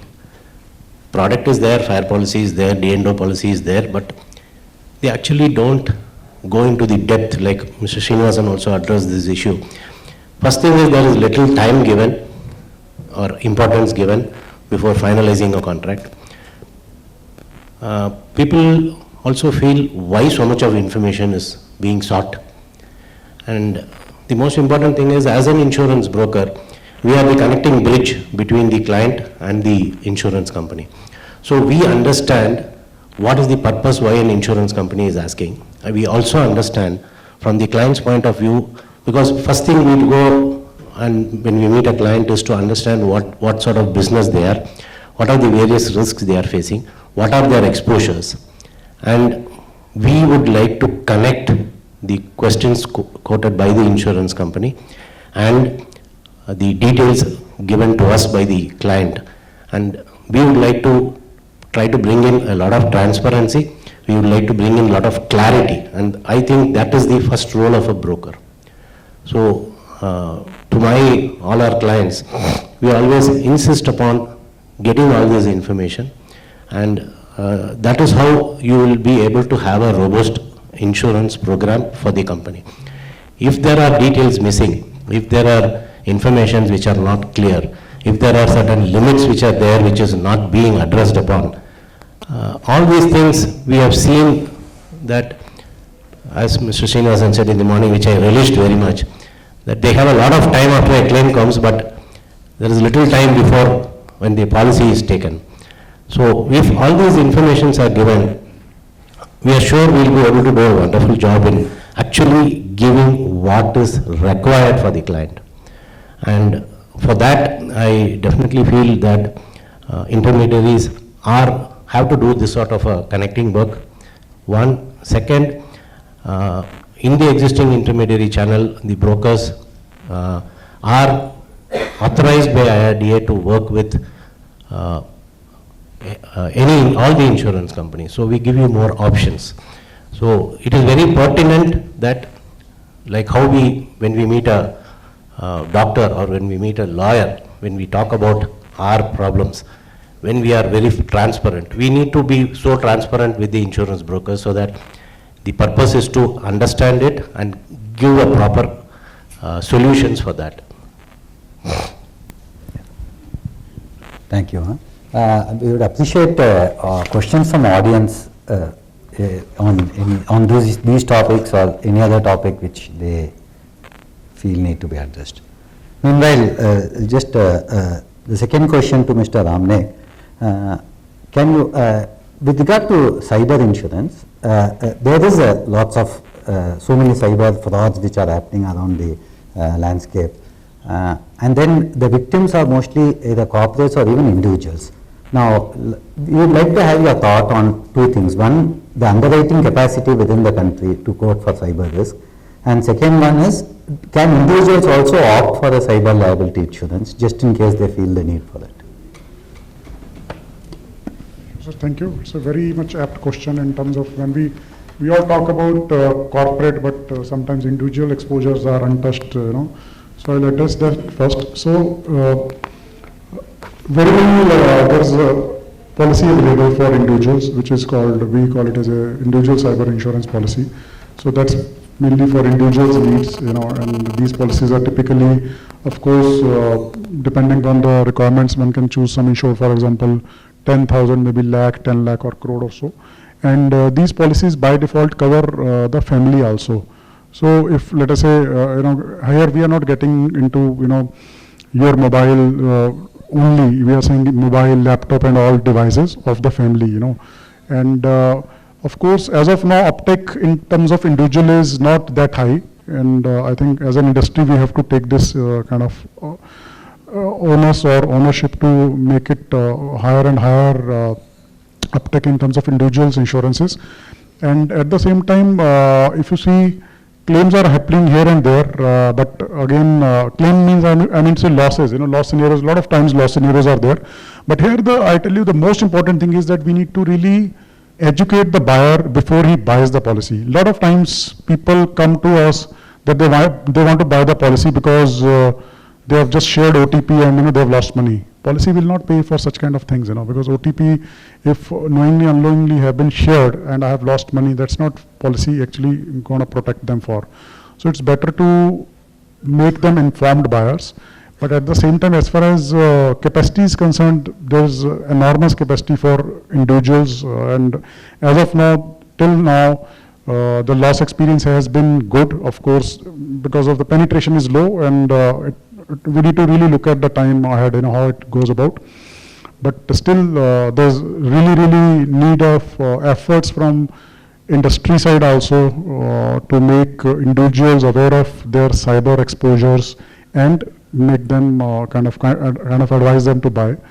And coming to the corporate insurance, as I said in my previous session also, so the products are in the market for about a decade or so, but the whole takeoff started during or post-COVID, you can say, last couple of 4-5 years.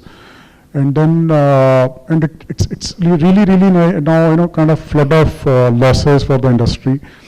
And here also, though there is a better penetration as compared to individuals, but still the penetration level in the market is low. But at the same time, what has happened, the industry has seen so many losses in cyber, and very frequent, and also combined with frequency, combined with severity. Therefore, I would not say there is a lack of capacity. Capacity is there. Capacity is there in Indian market, and in fact, capacity is so much that normal proposals you don't have to go abroad also. But at the same time, what happens is capacity is there for those insurers who really can appreciate the capacity.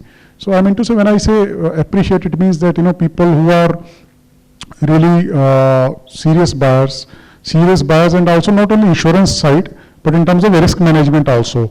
So one cannot put everything on the insurance and ignoring the risk management kind of totally or partially. So this is where, in fact, we have started this thing, that risk management for all the corporates where we write the insurance policy, because that will give, an upper edge to the clients also, to the insureds also, in terms of how they look at vulnerabilities, and their vulnerabilities are managed before, or I would say controlled before someone else takes undue advantage of that. And this actually gives insurer also higher comfort in providing the capacity. So therefore, summing it up, capacity is there. Capacity is not an issue at all. Only thing is that one needs to see how they maneuver their risk management, how they actually go about it, and how serious they are. Then, of course, you will get the capacity. Thank you, sir. I hope I'm not saying you go for lower limits, but as a start, at least have some policy.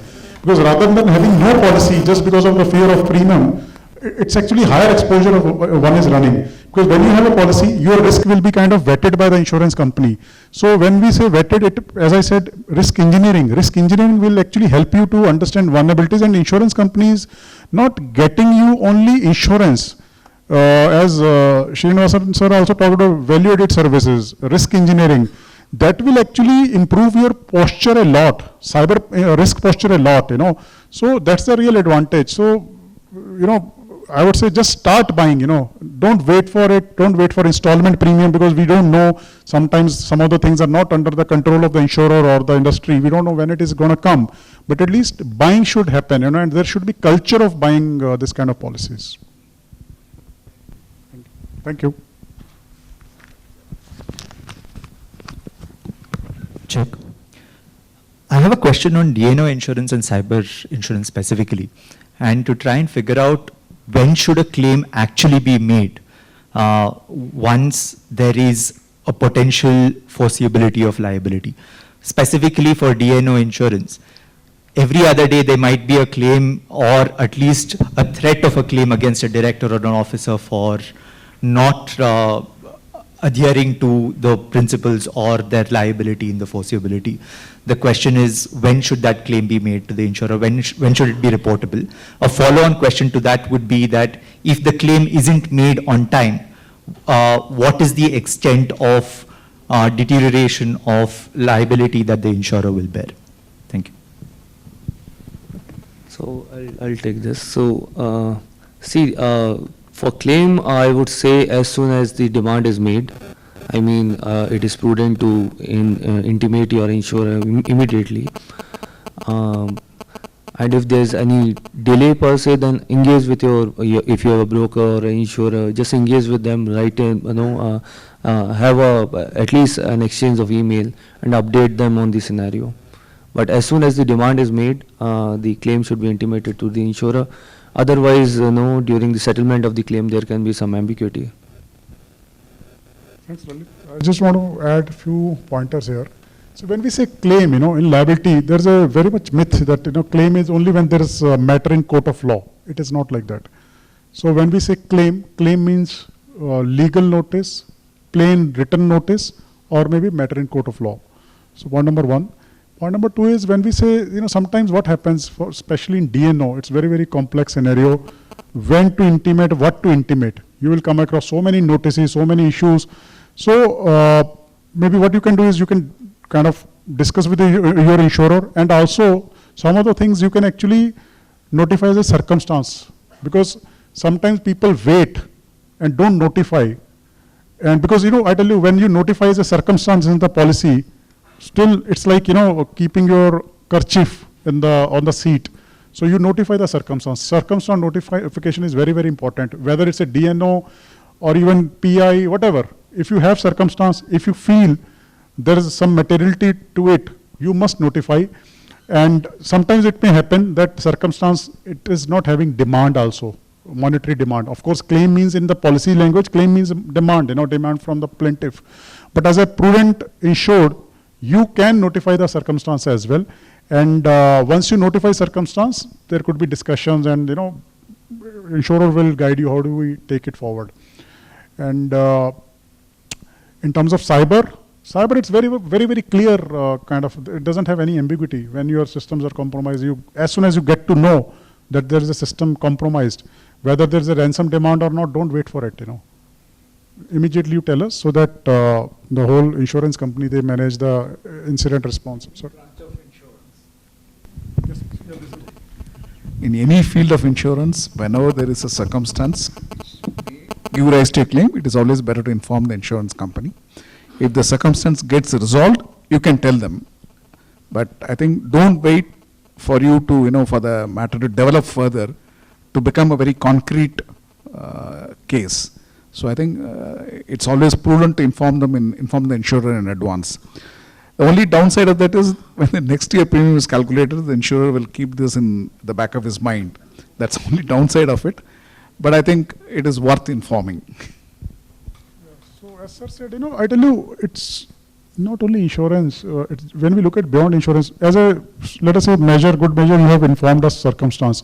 So as of now, what the industry is actually doing, industry is not really looking at claims payment. We will help you with the law firm. For example, there is a circumstance notified in the US for large dispute, or maybe let's talk about professional negligence. We will help you with the law firms, because insurance companies have panel of law firms across the globe, and your matter is going to be managed much better as you might have managed individually, because sometimes you may not have knowledge of those territories or knowledge of how to manage situations in those countries. Sorry, the second part, maybe could you reiterate? You had two parts of the question. One was this, other was, what was that?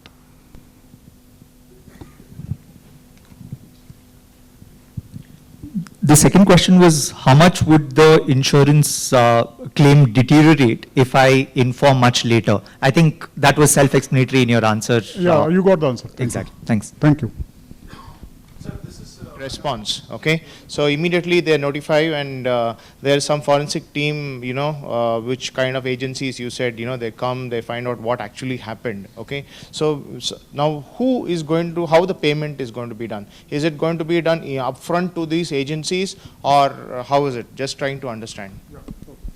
So when we deploy incident response agencies or forensic agencies, they act for you, but we arrange it for you. So you pay them and you get it reimbursed from us.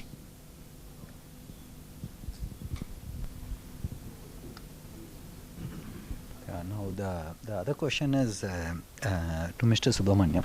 See, when we do the insurance, this topic was touched by Mr. Srinivasan very aptly, that information is not shared. There is a major information asymmetry in the industry between the insured and the insurance company.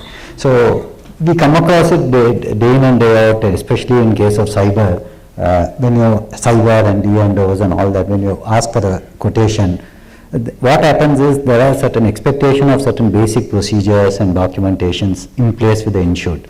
Now, if those documentations are not in place, for example, let's say there's no HR policy written, especially relevant for startups, or say there's no credit monitoring policy for the credit insurance, or there is no IT policy or a business backup plan for the cyber. So it affects us. So the process of getting an insurance itself is a learning curve as far as the insured is concerned. Your experiences in this? Yeah.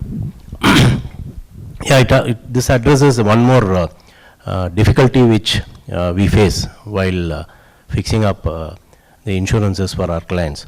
So it is very pertinent.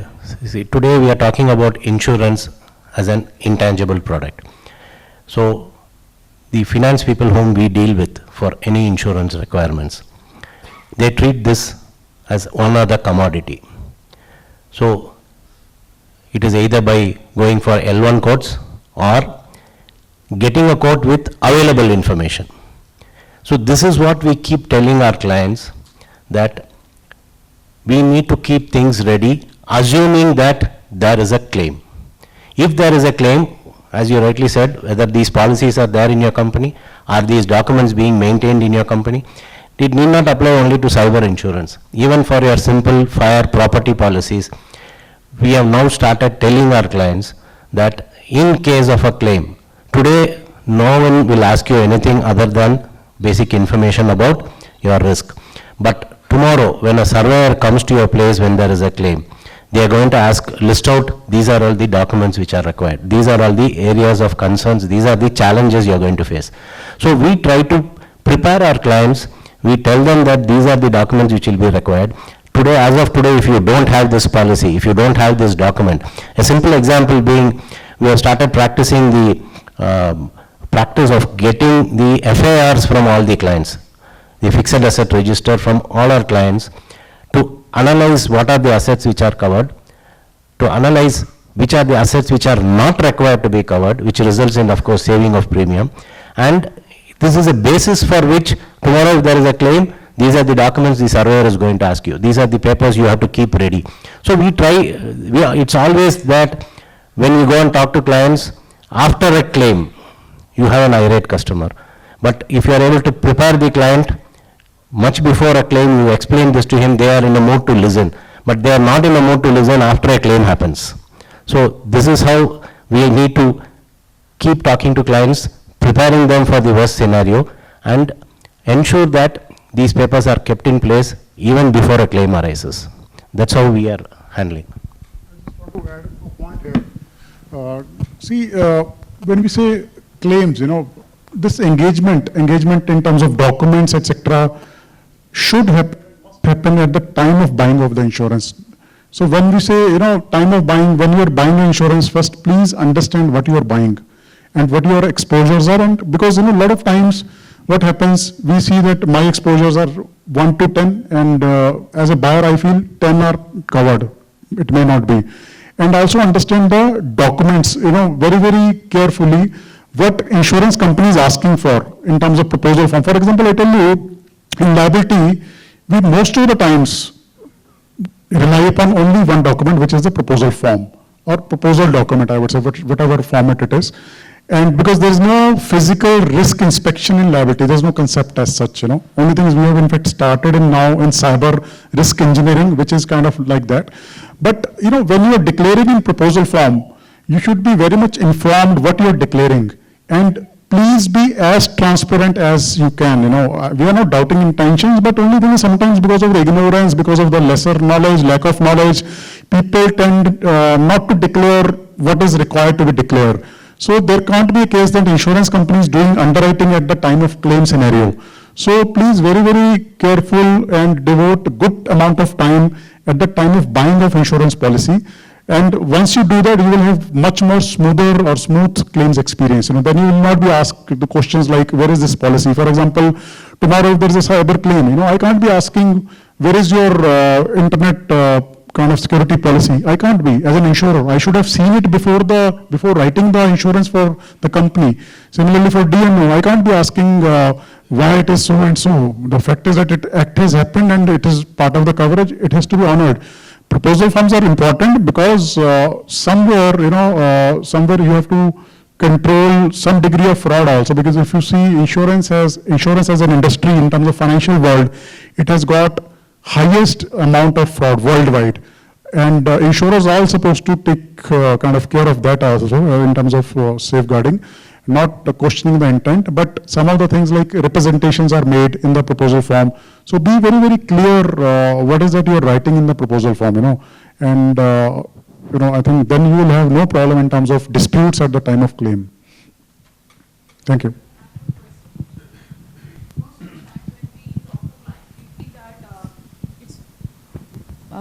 When we actually face the client, particularly for liability insurance, when they actually look for cyber insurance or any other liability insurance, the proposals which is being sought by each insurance company is completely different, though the information which is required is almost similar in every aspect. So as an industry, are we looking at standardization of these requirements, or a third party, like you have a third party surveyor who does the risk inspection and gives you a report, and based on that you do the underwriting. Similarly, are we looking at a situation like this?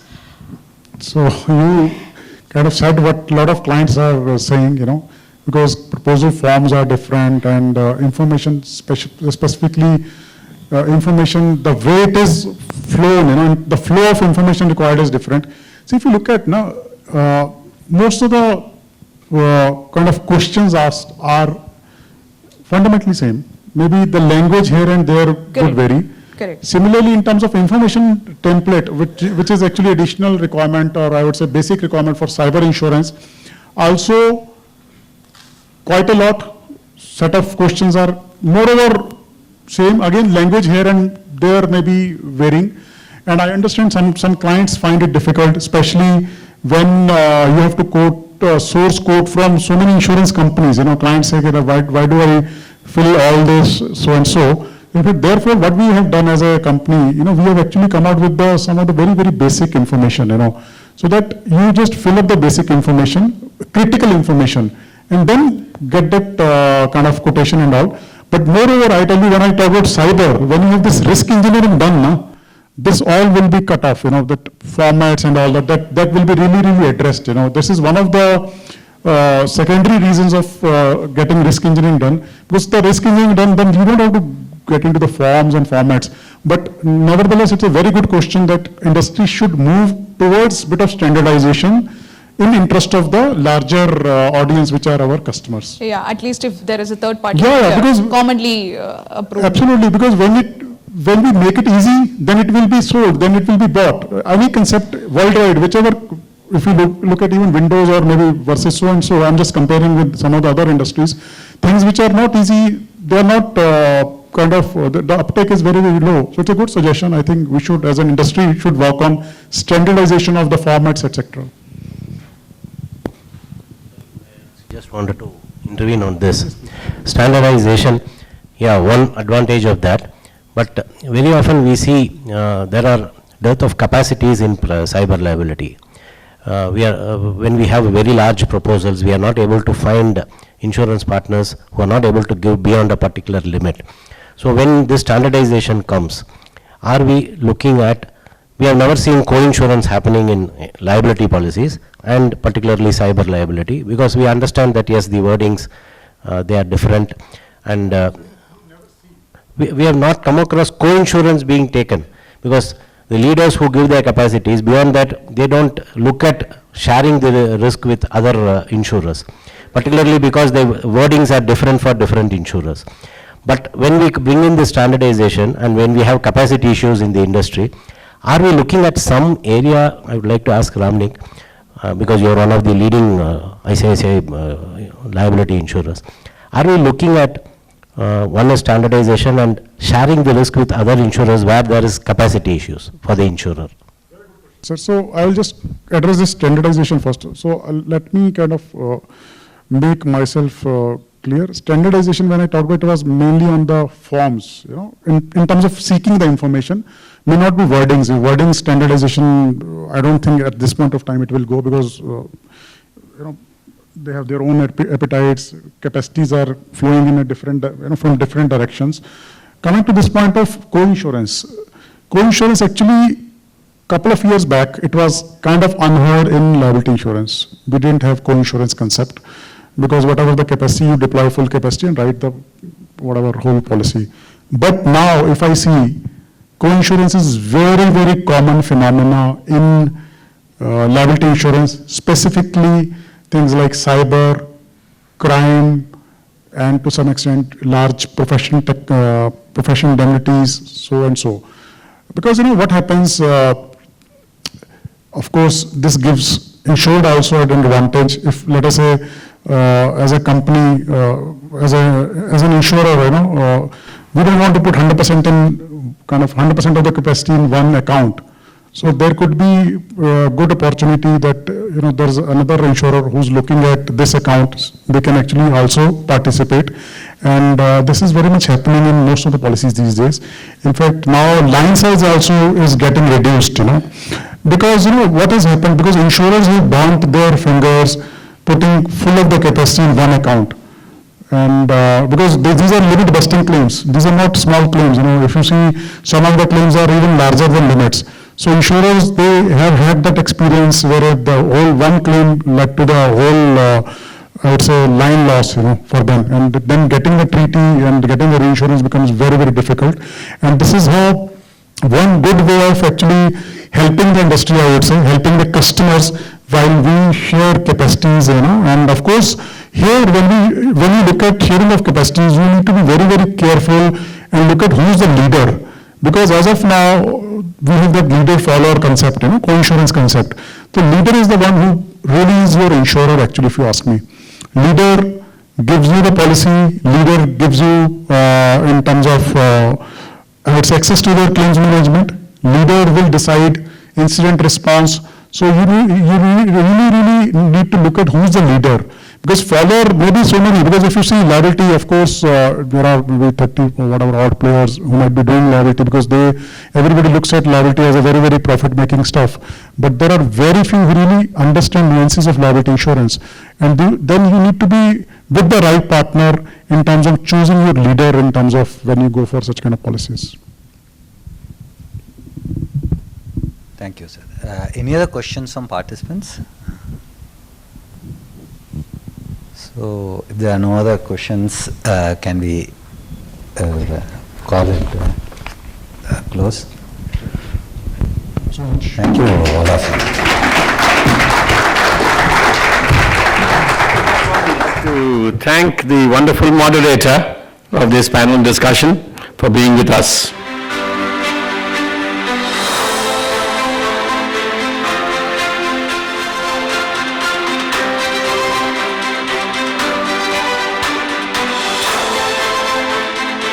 Wow, that was a very impactful session, I'm sure. So, many of you would have read Malcolm Gladwell's Outliers. The judges used to give the harshest punishments for those cases which used to come just before lunch. Yeah, I know you're all wonderful insurance people. You're not going to be just that harsh, because I'm the one coming between lunch and you. But anyway, I'll do a quick sum up and do a vote of thanks. I come from an investment world, not an insurance guy, but we always quote Howard Marks, the great investor, who talks about the known knowns, the known unknowns and the unknown unknowns. I think this is more apt in insurance with the unknown part, so that's a lot of takeaway for me coming from that world, so pretty interesting, and I'll be catching up with many of you over lunch. Just to do a quick sum up, I think the big number was what Srinivasan sir told about 17% CAGR which we are going to witness. I mean, that's a big number. Last time we heard something like that was in our mutual fund industry a decade ago, and you have seen what happened with the mutual fund over the last decade with that kind of 16% CAGR. I think that's a big thing. The protection gap, the 95%, that seems to be a big number for someone like me who is hearing this, and I think that's where the opportunity lies. For both the insurers and the people who need to be insured. There's a long walk towards that. And what ma'am told Mrs. Kirloskar about India reaching the US, penetration, insurance penetration by 2047, that's another big number that we are looking at. So just quickly running, I think Ramneek was using a couple of big numbers which got my attention. The ID fraud, $52 billion US, that's a whooping number. I think that's a good enough reason, for people to go out and take those protection. And the 1 billion malware, I mean, these are big numbers, for at least for me, I had not heard of these numbers. And I think this is something which is very critical for us to do. And Lalit, when he was talking about the D&O, I think he quoted Spider-Man, which we cannot miss it. Great power, great responsibility, and with it comes all the big risks which are there. On the marine part, I think geopolitics is the elephant in the room. I think that's the big point, for all of us to note. And in the trade credit, what Navneet was talking, I think three things stand out very strongly: the political, currency, and the insolvency risks. I think these are some of the things, and I think the panel did a good job of summing it up. So I will not get more detail into that. Thanks so much for each of the panelists and each of the speakers. It's been a wonderful session. A big hand to all of them. Can I call upon our President Devarajan sir and Viswanath sir? Yeah, please. A vote of thanks. We just want to thank all the sponsors.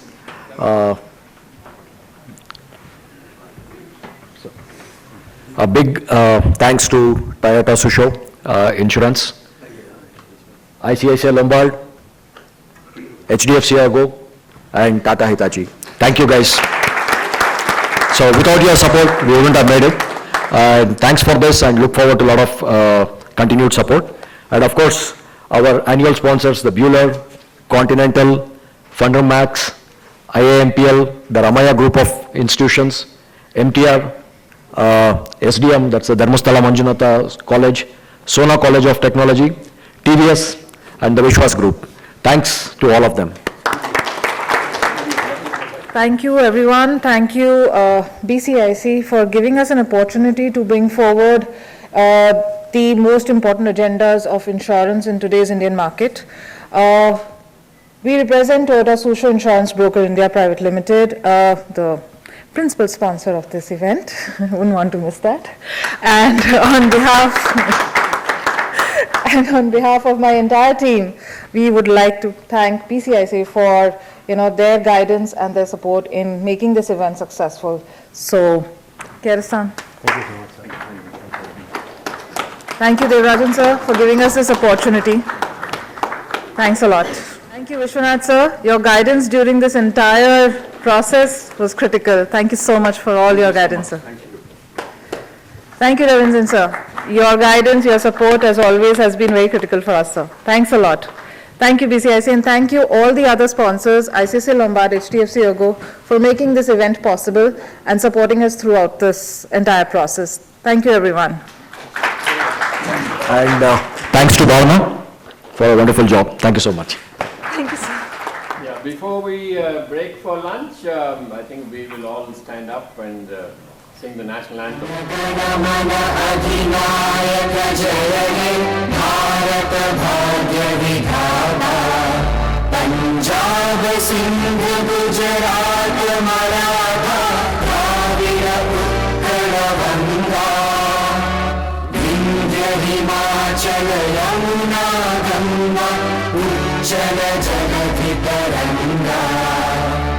तव शुभ नामे जागे, तव शुभ आशीष मांगे, गाहे तव जय गाथा, जन गण मंगलदायक जय हे भारत भाग्य विधाता, जय हे जय हे जय हे जय जय जय जय हे।